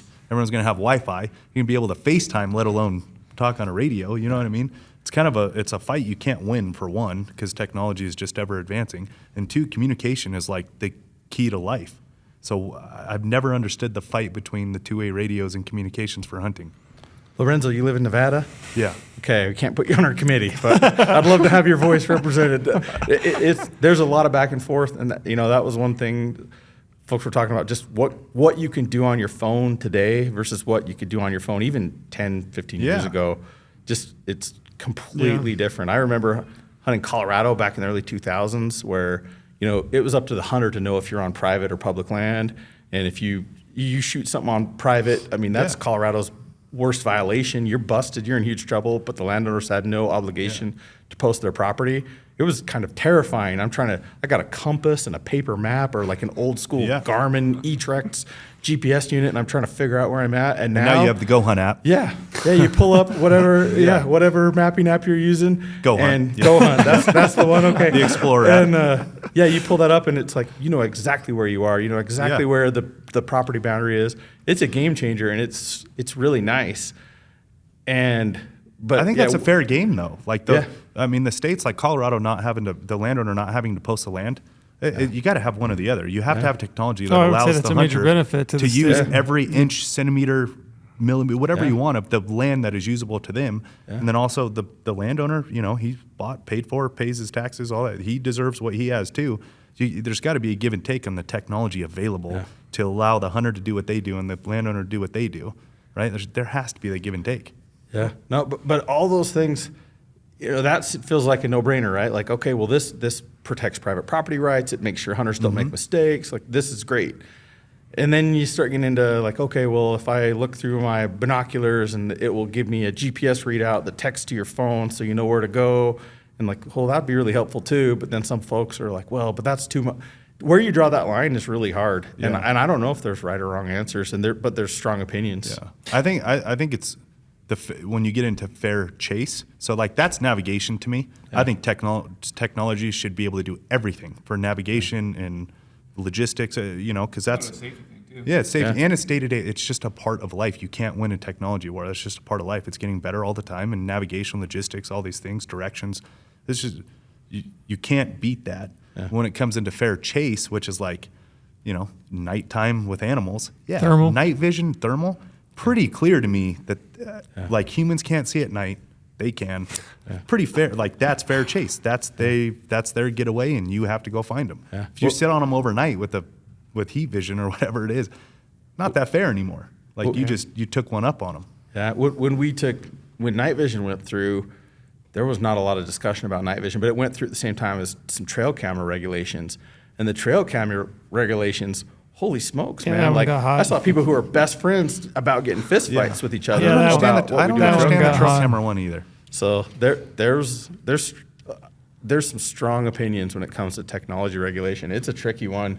Now, And, the data that I have seen, and I'm not smart enough to truly understand what it is like you do, but the data that I've seen on, you know, trail camera pressure through times of drought and like pushing animals off a spring, I totally get that. I get that data. But then there's also the backside of that where the amount of sportsman-led information found through their own trail cameras, right? Like migration patterns, how far deer will travel for water, all that, and sportsmen having that, and they paid for it. They put the hard work in, and biologists have had the benefit of that. Like, I think trail cameras are a good thing. It's just the data to support like the pressure of drought. And, I mean, that's a tough one, but I do think they should be allowed. My personal opinion. That's what's so hard about all of this, like, because like, you know, Dax and I, we rely on data to make decisions, right? Like that's our mantra Bread as an and butter. agency. And with all of this stuff, we sit and have these hours-long conversations with zero data. It's just like, well, I think this, and I think that. I you heard know? a quote once and I love it. It says, "If we have data, let's use the data. If we're just going to use opinions, let's use mine." Yeah, I'm gonna start saying that at work. I love that. one. That's awesome. Hey, if you don't come with data, we're gonna go with opinions in mind. If we're just going to go with opinions, let's go with mine. That's You know, but fantastic. this stuff is tricky and it's hot. makes And them hard. we're, this but committee, trail cameras do collect data. Like Yeah. it's visual data. It's not number data, but like they do collect it. The underlying purpose of all these discussions is people, I mean, at least in the discussions that we're having, it seems like people assume that if we regulate this technology, we're going to decrease success rates and increase opportunity, right? We're going to make hunting harder for people, and so they're not going to be as successful, so then we can increase opportunity. Like, that's kind of the whole Here, and philosophy So then are we underneath gonna it. Start eventually limiting people like, oh, if you want to practice with your bow, you can only practice 4 hours a week because this guy has Right. no job. He can practice every day, so he's a Yeah. much more lethal killer than you will ever be. Well, then, How he sets up his yeah, plan. then this gets into the anecdotal data part, right? It's the visual data, right? It's like what you're seeing. But for me, as a sportsman, DIY hunter, like I have a job, living my dream job. I'm unbelievably thankful for that because I get to talk in hunting. But I go to the office every day, like these guys will attest to. I mean, granted, I get to hunt probably more so than the guy with 2 weeks paid vacation, but like, I mean, my responsibility is to go to the office first. Like, that's what I do. How I compete with guides and outfitters was through trail cameras. I couldn't spend the time out there like they could. They are paid to be out there like you are as a biologist. You guys are able to collect, you know, in-person data where I can't. I'm in an office Monday through Friday, right? my ability to compete was through trail cameras because I lived a different life than they did. And hey, everyone has their own walk of life. It is what it is. But like that took away my ability to compete. Now they have a massive leg up on me You can because still they're use them. You paid. just have to pull them in August. What's that? I said you can still use them. You just got to pull them before August. Okay, which is when hunting is. Like I can't. You're missing some days, especially if you got a late hunt or something like that. And now but they're able to scout and do everything they need to do, and they're there every single day. There's no loss of visual data, and now I'm going in blind. You know, I'm sure you guys heard that a fair amount. Yeah, no, we heard, and the crazy thing is, I think you make some super good, valid points, and I've heard people make the exact same or the exact opposite argument about the same thing. And they were passionate and felt strong. And yeah, we had multiple public meetings and 2 different wildlife board meetings before the board ultimately made that decision. that's why we're going to go with my opinion. Yeah, I hear you. You get it. You get it. And that wasn't the division's recommendation. You know, our recommendation. No, a lot of sportsmen fought for that, which was like so counterintuitive to me. In hunting, it reminds me of like the comedian George Carlin had like some bit about driving. And anyone who drives faster than you is a maniac. Yeah. And anyone who drives slower than you is an idiot. Yeah. You're the only one who's doing it just right. Yeah. And a lot of hunters are like that. They're like, well, I shoot with my rifle out to 600, and that's responsible. Anyone who shoots farther than that is a maniac. You know, and anyone who only has a 3x9 and they only shoot out to 300 yards is an idiot. Yeah. But I think we tend to have that. There's that no way question. Look at stuff as sportsmen. That's sometimes. human nature. Yeah. No question, that's human nature, and that's why you try to get to data. You know, like to.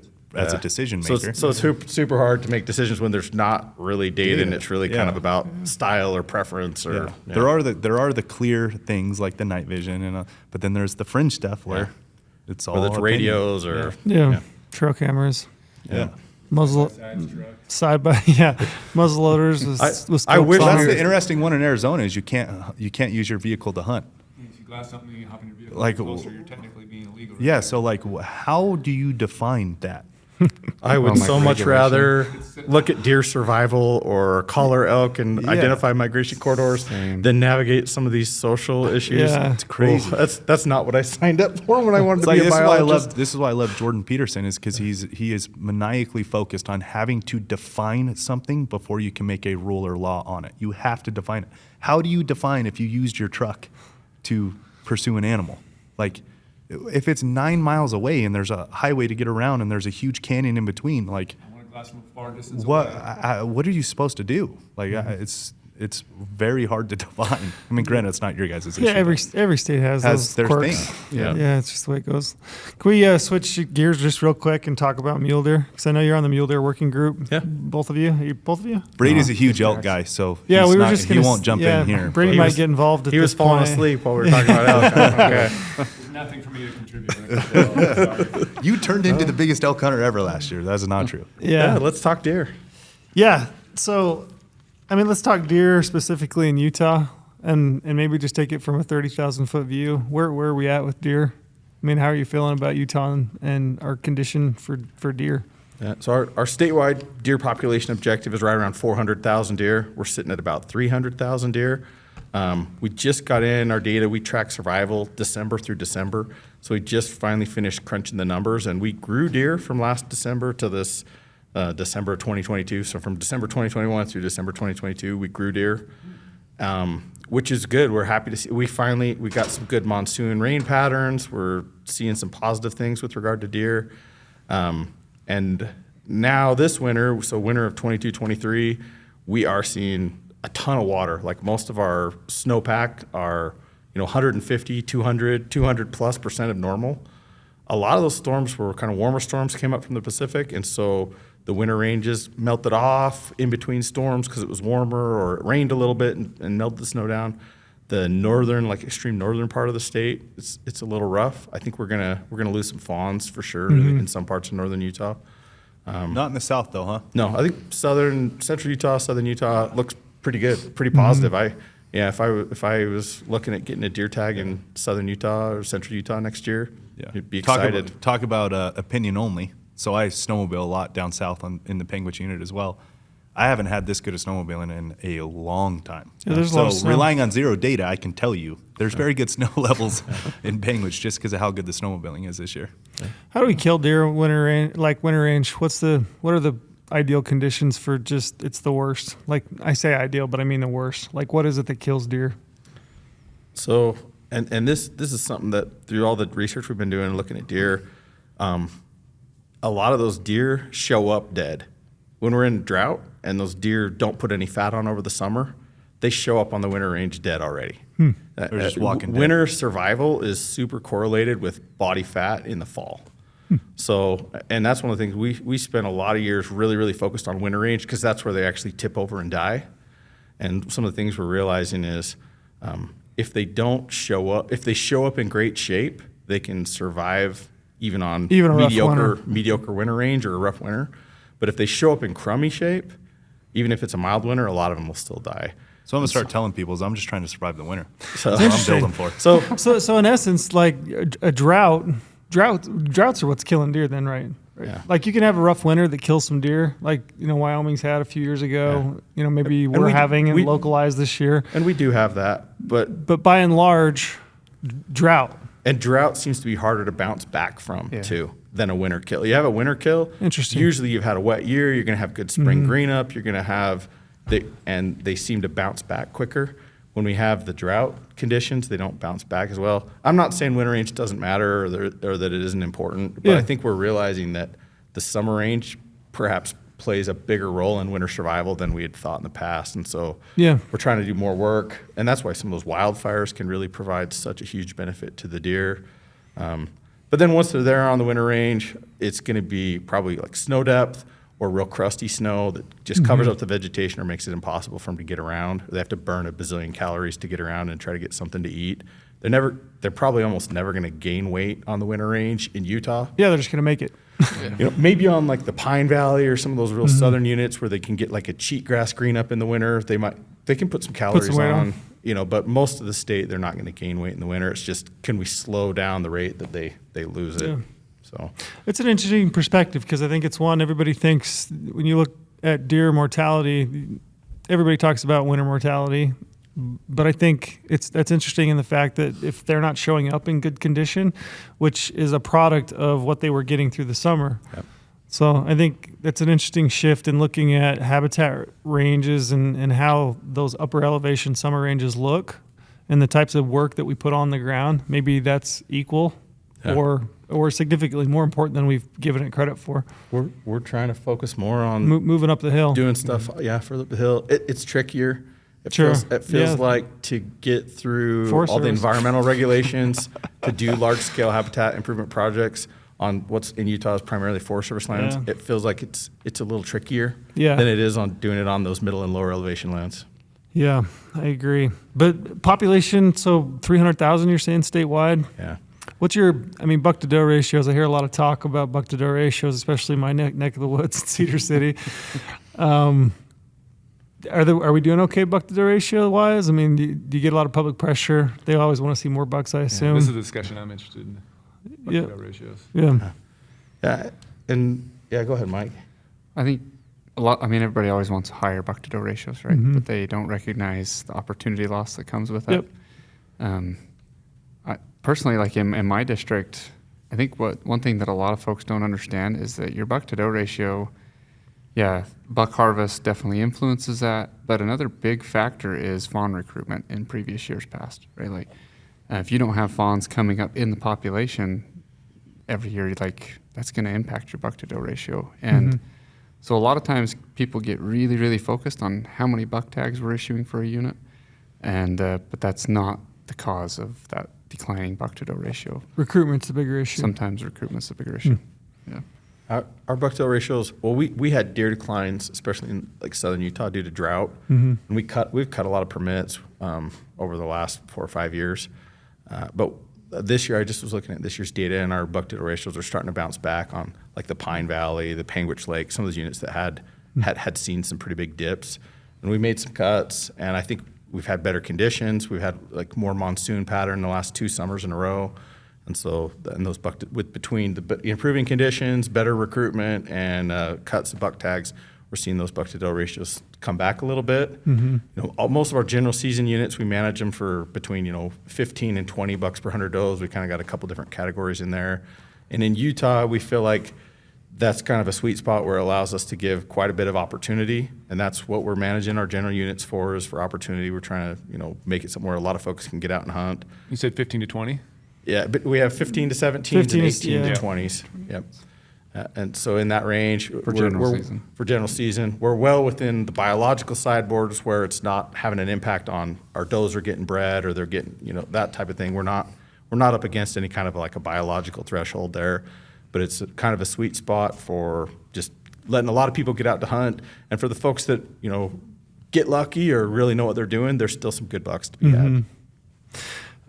Utah has the most robust, I hear this said, most robust collar project going on of any of the states. What kind of data are we learning from our collars that you guys are using to then plug into your modeling for deer?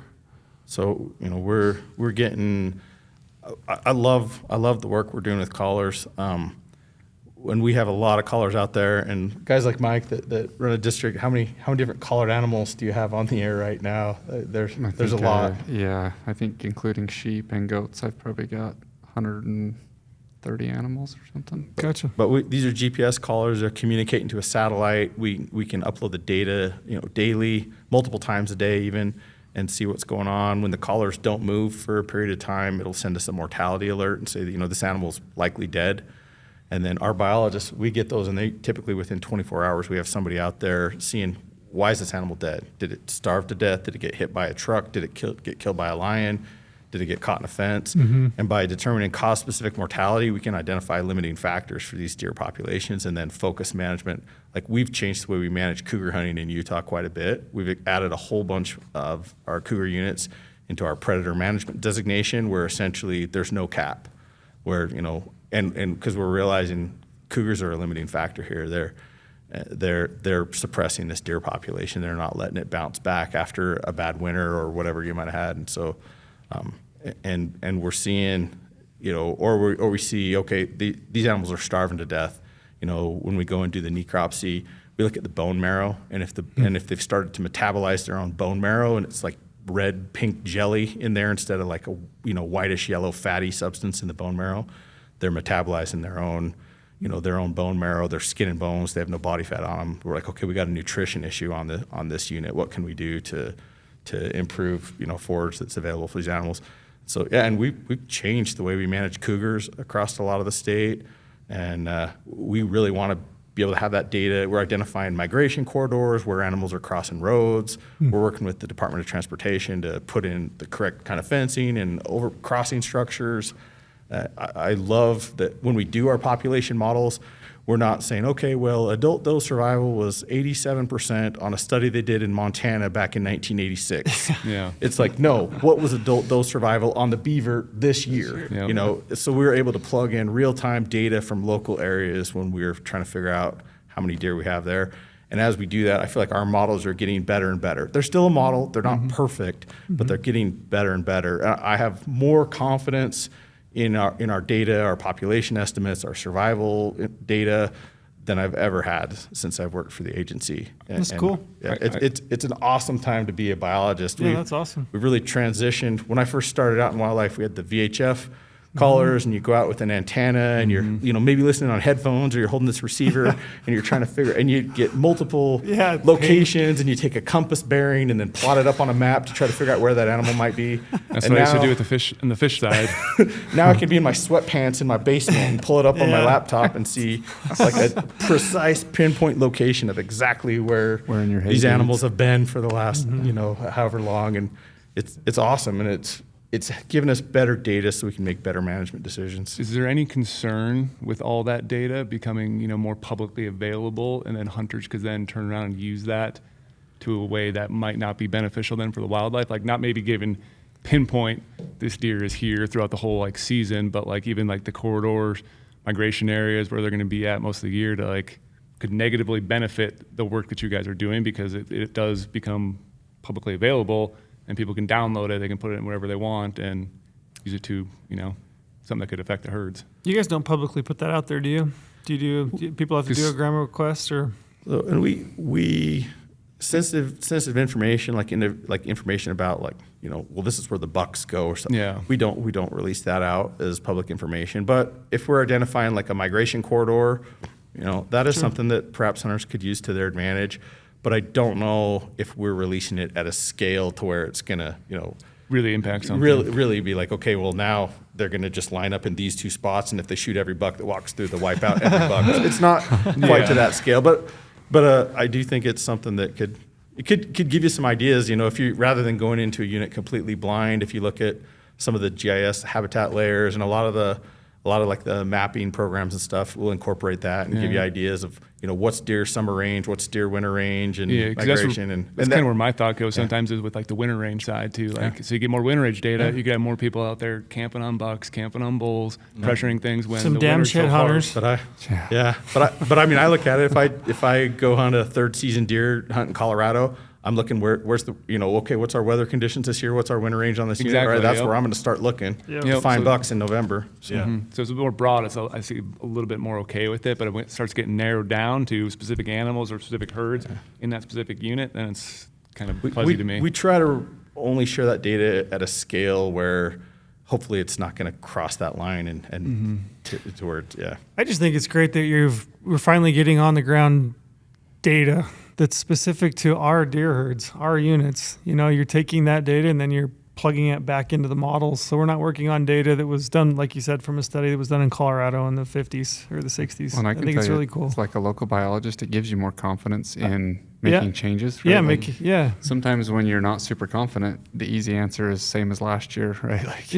It's easier to do the same rather than make a change that you think needs to happen if you don't have the data to back it up. But like with what we have, we're to a point where we feel pretty confident in the recommendations we make, and that allow, like personally, on the Pavant, we made a huge cut, and then we've been trying to increase tags back up. And I think without the data that we've had, I don't know that we would have been as aggressive on those cuts and those increases. It felt like for so long, a lot of our management was reactive.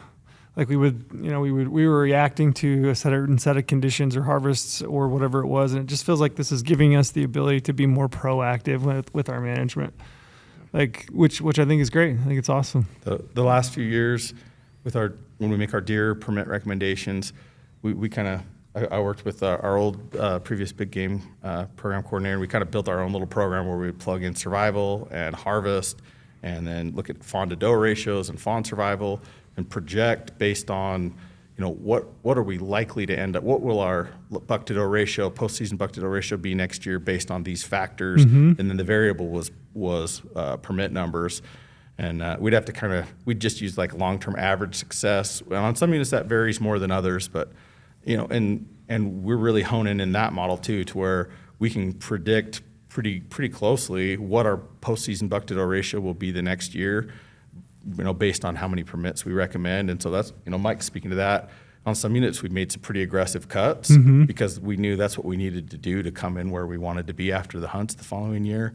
And in some cases, we'll recommend an aggressive increase if we realize, okay, we're going to have surplus bucks, so let's harvest them. Yeah.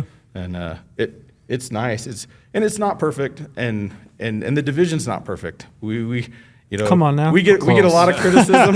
We get a lot of criticism, and some of it's fair. But our guys are trying. They're trying to use the best data they can. It doesn't mean we don't ever get anything wrong, or that we don't sometimes do something that violates your personal opinions or preferences. But we have really good biologists right now, guys like Mike and gals across the state that really care and are super invested, and they're not working for the DWR because they want to be able to, buy a timeshare in Cabo or something. They're working for the DWR because they love deer, they love elk, and they're trying. It's a labor of love, for sure. Are the antlerless doe hunts, are they a positive thing that you guys use for management, or how do those get determined? Like, do those ever increase, decrease? How do you use that for the overall, herd health in Utah? Yeah, so most of our, talk about elk, most of our elk populations, we give a lot of antlerless elk tags. We're harvesting a lot of cows because we're managing our population at a social carrying capacity rather than a biologic one. If you look across the state, we give a very small number of doe deer permits, and most of our deer populations are at a functional biological carrying capacity. When we do have doe hunts, typically, if you look at our doe hunts, most of them are not like a unit-wide doe hunt or something. they're targeted to specific areas where we've got like conflicts with agriculture or something, or so we don't do a lot of doe hunting in Utah. And we've talked about it. We could maybe harvest a few more does and do it in a way that's not additive mortality. It wouldn't necessarily reduce population because some of those does die every year regardless.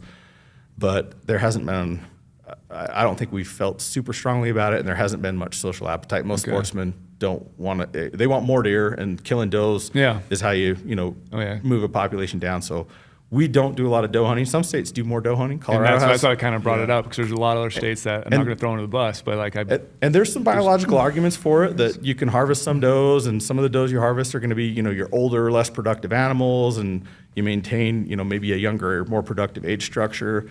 There are some arguments for having some doe hunts, and we go back and forth and talk about it a little bit in Utah, but I don't know that we're to the point where we're looking to recommend, big increases in doe hunts, doe deer hunts, just in specific areas where we've got conflicts or a need. If we see, occasionally, sometimes we'll see like a winter range that's completely hammered or something, and we might have a doe hunt or two there to try to give that range a break to come back.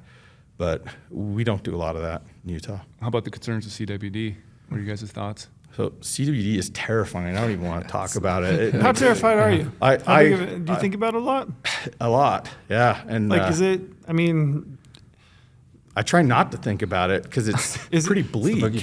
Is it on the uptick to a point where it just seems like to me, and this is me just looking at it, it seems to have been somewhat stagnant for the last 10 years. I mean, we've been talking about CWD since I was in college. Yeah. 15, 20 years at this point, and I'm just not paying attention, and I'm just not seeing massive impacts. So am I wrong? So in Utah, I think you're right. Mm-hmm.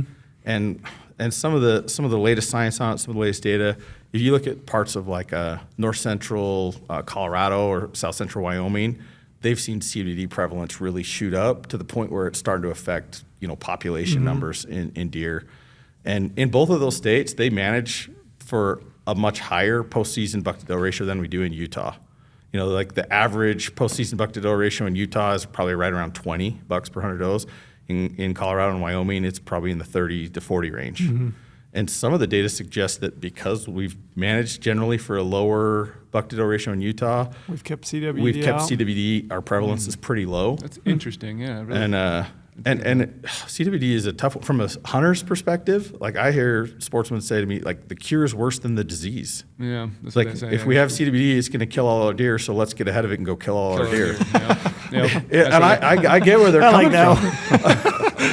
I understand. I can get behind that one. I understand where they're coming from. The apocalypse is coming. Let's just cut a wide swath. From why you got them. So part of my fear and frustration with CWD is I don't know if we have a really great answer to what we do with it. I don't want to get to the point where they are in some parts of Colorado and Wyoming where they have super high prevalence and they're starting to see, population level impacts from CWD. I do not want to get there, but I also don't want to get there artificially by killing all of our bucks so that we don't have. Yeah, exactly. So we're working on. We have a veterinarian that's sharp and she's on it and watching it, and I've been recently been looking at some of the media that Colorado just put out, trying to educate folks and landowners, and that's one of the challenges they have is private landowners typically want to manage for higher buck-to-doe ratios on private land than you're going to see on public land, and so then you end up with reservoirs potentially of CWD positive bucks, which are most likely to have and most likely to spread the disease. I wish I had great answers and we had like a clear strategy for how we get ahead of CWD, and maybe that's why I'm so afraid of it, because I don't know if I have the answers. Yeah. And I don't want to lose deer. Deer already have enough thrown at them. I do not want to throw one more thing at mule deer. I love deer. I'm a deer guy. Yeah. It seems like I spend all my time working on elk, but deer is what I love. It's just like Brady. He spends all of his time killing elk, but he supposedly loves deer. Thinks about deer all the time. Yeah, deer, why are deer taking it in the short so bad compared to everything else? What is it? Like, if you look at the national population of mule deer, I mean, I say national, but they're obviously only in the West. I am that smart, at least, to know that. Why are they getting killed so bad? Deer They're, You know, elk they're are temperamental, just like Brady. Sensitive. Sensitive. Elk are They are generalists. sensitive. Elk are generalists. Elk, They're opportunists. elk They'll are, go elk are wherever. tough. Elk, Yeah. you know, if they normally migrate to an area and we build a city in that area, they migrate somewhere else. You know, if all the grass is covered up, the elk eat shrubs. You See, know, the Brady? elk, Elk. elk figure it out. You know, Yeah. elk don't starve to death in the winter hardly ever. It's quite rare to have like a large scale die off of elk. Elk are kind of they're the slow and steady species. Their reproductive rates aren't as high as deer, but their survival rates are a lot higher. You know, we've got cow elk that are 20 plus years old they're maybe not having a calf every year, but they're still having calves some of the time, you know. And elk just kind of chug along, slow and steady. They can deal with changing migration patterns, changing movements. They're more resilient to predators. They can eat a way bigger variety of diets. And mule deer are special and amazing and deserve protection. Just because they're harder than elk doesn't mean they're not less important. Yeah. You know, but deer are way more specific with their diet, with their dietary requirements and what they eat. Their digestive system is more specialized. They seem to be more true to like historical migration patterns and movements. They don't deal with disturbance and change to some of those things as well as elk. So it's human expansion. And it's a combination of things. Fire suppression is probably a big one. Mm-hmm. You know, a lot of our because deer they do so much better when they have like a lot of high forb content or like younger age of plants on the landscape. You know, having periodic fires and stuff is going to benefit deer more with weeds and things that turn our landscapes, especially winter ranges, just to like cheatgrass dominated landscapes. That's going to benefit elk, probably at the detriment of deer a lot of the time. And deer are more susceptible to predators. I don't know what else, Mike, but Is there any Yeah, correlation, pressure between mule deer and elk, like the competition day? I was just gonna say, you know, we could have more elk because we could just get rid of some more deer. That's how I think. I mean, elk are hardy. Let's just go Yeah. all in on elk. and deer, like I said, elk are more kind of slow and steady, where deer are more boom and bust. You know, they're going to have twins or even triplets maybe, and can really grow quick. And you know, they can bounce back quick. They can die. You know, they'll die quicker, but they can bounce back quicker. And where elk are just kind of chug. Do you chug think there along. is a correlation, like Brady asked? I mean, I remember talking about this when we were in college. Yeah. Like, do you think there's a correlation between competition and, you know, reduction in deer herds due to elk expansion? I think there can be on units where like resources limited. You know, if you have like the Oak Creek, for example, right? It's very little summer range. The winter range is burned a lot, and a lot of it's converted to cheatgrass. A unit like the Oak Creek, if we were to try and manage for 2,000 elk on there, I think you'd see problems with the deer population. But units where there's enough resources for them both, I don't think it's an issue. Yeah, it's probably that. It depends. Answer. Depends. Yeah. I think there are elk they're big, they're smelly, they're loud. You know, if there's a limited amount of a crucial resource, you know, whether that's in the summer or in the winter, elk are going to win. You know, they're going to displace deer. But that's really hard to prove. We did a big study on the Book Cliffs unit that has a really limited amount of summer range. And I was the biologist out there, and I was like, oh, this is going to show that these elk are messing up my Hurting your deer. herds. That's what you wanted to happen, didn't you? And You went into that trying to preloaded. bias you were his like, data. that was what I wanted. That was my my predetermined bias outcome that I wanted, and that's not what the study showed us. The study showed us that elk weren't displacing deer or moving them, and we've seen on that poor unit, the poor Book Cliffs, was like near and dear to my heart, and it is struggling. And it's not just the deer that are struggling; the elk are struggling out there too. It's that bad in the Book Cliffs. So I think there's times where it probably does, and there's times where even if you're a biased deer guy and you think it is, maybe it's not doing as much as you think. Is it mostly drought on the Book Cliffs? Yeah. Yeah. Just really limited amount of summer Yeah. range and just prolonged drought. It's just kind of nailed everything Eating out at it. there. Too many mouths, not enough feed. Yeah. Well, we've had you guys for a couple hours almost. Do you guys have other questions? Nailed a lot of them. I got one more. I would be interested in your guys' take in hunter recruitment and hunter retention, kind of 3 R's. You mentioned earlier that you're seeing about a 7% increase applicants year over year I'd be interested in your take. Is it a good thing? Good thing for wildlife? Good thing for the state? And is it just a something that we've got to work with to figure out that increase to like help more people? But like, what's your take on that? Yeah. So as a hunter, sometimes I'm like, man, I wish fewer people would hunt because it feels like increasing competition for a limited resource. But it's a double-edged sword though too, because if we don't have widespread public support, you look at some of the things that are happening in some other states when you lose, Like Oregon? You look at when you lose that broad-based public support for hunting or consumptive use of wildlife, it's terrifying. The ability to manage predators usually goes first, and then it just escalates from there. So we've got to keep our public involved and engaged. We've got to recruit new folks. We can't have everyone who hunts be a 50-plus-year-old man. We need new people in the sport so we can stay relevant and so we can continue to have public support. In Utah, we have a constitutional right to hunt and fish, and That's so right. we have some protections against ballot initiatives in state code in Utah, which is, I think, a good thing. I agree. But I also think as our demographics change and our state changes, we've got to keep reaching out and bring in more people into the tent. And sometimes that means more competition for a tag you really want to draw. But I think big picture, long term, we've got to keep people coming into hunting so we can maintain support and relevancy and that sometimes. But just coming from a selfish standpoint as a sportsman, sometimes I'm like, we should delete all of our social media and never put out another press release and change the dates for the application deadline and never tell anyone. And then maybe I'll draw. Yeah. But long-term, big picture, I don't think that's what's good for us. I don't want us to lose public support. Yeah. So that's my 2 cents on it. Yeah, when you say public support, I think it brings us. It's not public support in the fact that like everybody has to hunt, but I also think that there's got to be enough hunters, because ultimately, like, rules and regulations, there's never going to be as many hunters as there are non-hunters. I mean, it's just the way things are right now. But I think the number of hunters and their ability to impact the people around them that don't hunt. Yes. Exactly. To maintain that.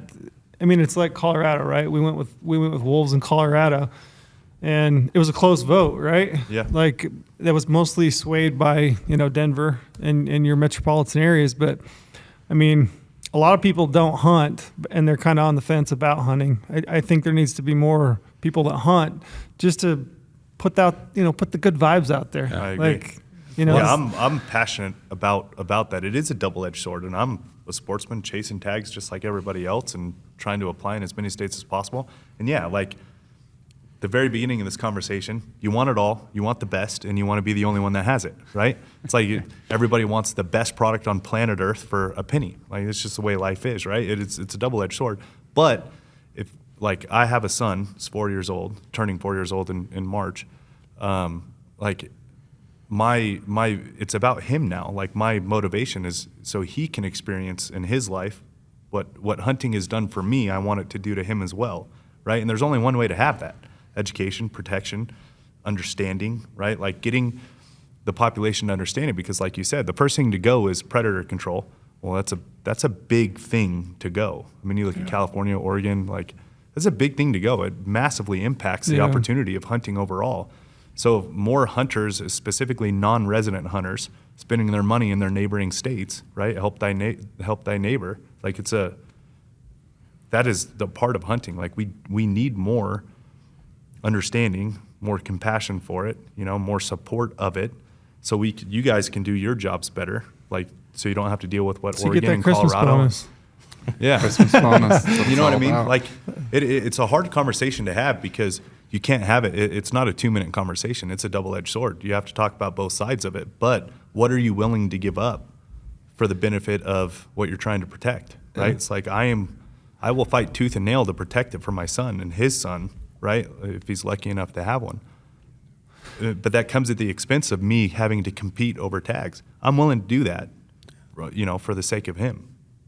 Yeah, I just thought it was interesting. I wanted to dig into that. I just wanted to hear your perspective as somebody that works for the state and kind of what you guys think as far as the growth and popularity in Western big game hunting. Yeah, as I worked for the state and started to look at things at a broader and broader perspective, I think it's changed my opinion on that a little bit to where I realize, like you said, not everyone necessarily needs to put in for tags and go out and hunt. Yeah. But I want everyone to be not too far removed from someone who does. Yep. And I want all the hunters and sportsmen out there to be, good ambassadors for what we do and for wildlife management and for hunting as an important wildlife management tool. And educate those people on what it is that we do. Yeah. Like, And in platforms like this, like you guys' podcast, I hope that folks listen to this that maybe aren't, super into hunting deer or elk or something. And maybe they listen to this and realize like, okay, this can be done sustainably, responsibly. It's important to people.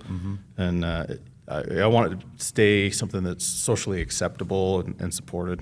Yeah. It's like I got you a guys are cousin lucky that's to be in Utah though with that. Yeah, we Utah's are. got you guys have something special. Sorry to cut you off, but like you guys have something special about you guys are hunters yourselves, and a lot of your a lot of the biologists in DWR, you guys have such a culture of hunting within the state where you hunt somewhere like Colorado, and the fish and game agent that's checking you is like a lot of the times an anti-hunter. So you're already the devil to them before they even come and try to police what you're doing.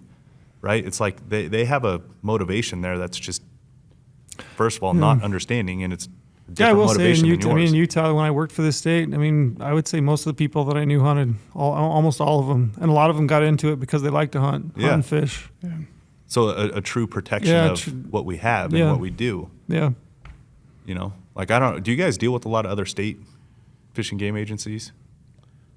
Occasionally, we have meetings and coordinate on issues and stuff, but they're all a little different. I feel like we've got a lot of folks in the western states though that are pretty avid and like to get out and hunt, but it changes a lot. I think one of the things that really makes a big difference too is the makeup of your wildlife board or your commission. For sure. In some of those states, I think that can make a really big difference too, and kind of what the overall attitude is towards stuff. We have an awesome wildlife board in Utah. I mean, we might not always agree about trail cameras or something, but they love hunting. Yeah. They're supportive of hunting. And I feel really grateful for that. We've got good folks that work within our agency that they came to work here because they cared about it, they're passionate about it. I would say a huge percentage, very high percentage of our folks hunt or fish. Mm-hmm. And we have good support from our wildlife board as well. Good deal. Do you guys, off the top of your head, do you know your draw deadline? Do you know that? Either of you? I don't. If you don't, we'll drop it in the Go podcast. to GOHUNT.com Yeah. and you can find out what our Yeah, draw deadline is. we'll drop it in the podcast. Because if you ask the guys in charge of it, Yeah, they we'll can't hit it. remember right now. I'm used to the way, it used to be a little bit earlier in the year, but we'll drop that in the podcast. But Utah's draw deadline is coming up. So, applying Utah, I've always said, Utah's a great state to apply. And what's interesting is I was talking to a guy the other day. It's actually one of the more economical states to apply in at this point, even though you have to buy the hunting license. That hunting license is cheaper than a lot of states like Arizona or Nevada or who else? I'm trying to think, even Colorado's is more expensive for a non-resident. So, or Idaho, which, wow, $185. They're really sticking it to you just on that license. But, Utah is one of the more economical options to apply. I still think, I tell people all the time, general season deer hunting, like if you're a non-resident, that can still be a hunt that you could plan on doing every 3 to 5, 6 years. It's still a fantastic hunt. And it sounds like we're still growing some deer. We've had a good winter in a lot of the states, so I would anticipate seeing, potentially some good bucks this year. As long as you're doing it, you might as well throw your name in the ring for any and all species that you're interested in, because like you said, there is those random opportunities to draw a permit. So apply in Utah. April 27th. April 27th. There you go. 27th. Deadline. Glad you guys are here to help us. There you go. Yeah. I had to pull it up on GOHUNT, my little article I read every year. Hit us with the promo code and we'll wrap this out, Brady. All right. So, we got to treat you guys right with the promo code. So, you want to sign up for GOHUNT Insider. That's all of our research tools, application strategies, draw odds, filtering 2.0. Use promo code podcast. They'll get you $50 to the GOHUNT Gear Shop. And it's time to do research. So like I said, you got draw odds, filtering 2.0, hunt planner, point tracker, all these different tools that'll help you right now. Like we're talking about the state of Utah. So dive in, start planning your Utah strategy, and get some tags in your pocket, and we want to help you out. So use that code, sign it up, and have your best season ever. And hunt Utah. Utah's an awesome state. Brady's getting good at that. He is good. He's got it I tied. can fire it up. Fresh in the beginning. He's going to quit here and go to a local Gotta radio dial it in. station and He be really a is. DJ. Got a face for radio. He's going to be an ad reader. All right. Well, thanks, guys. We appreciate it. Thanks. Yep, thank you. Fun.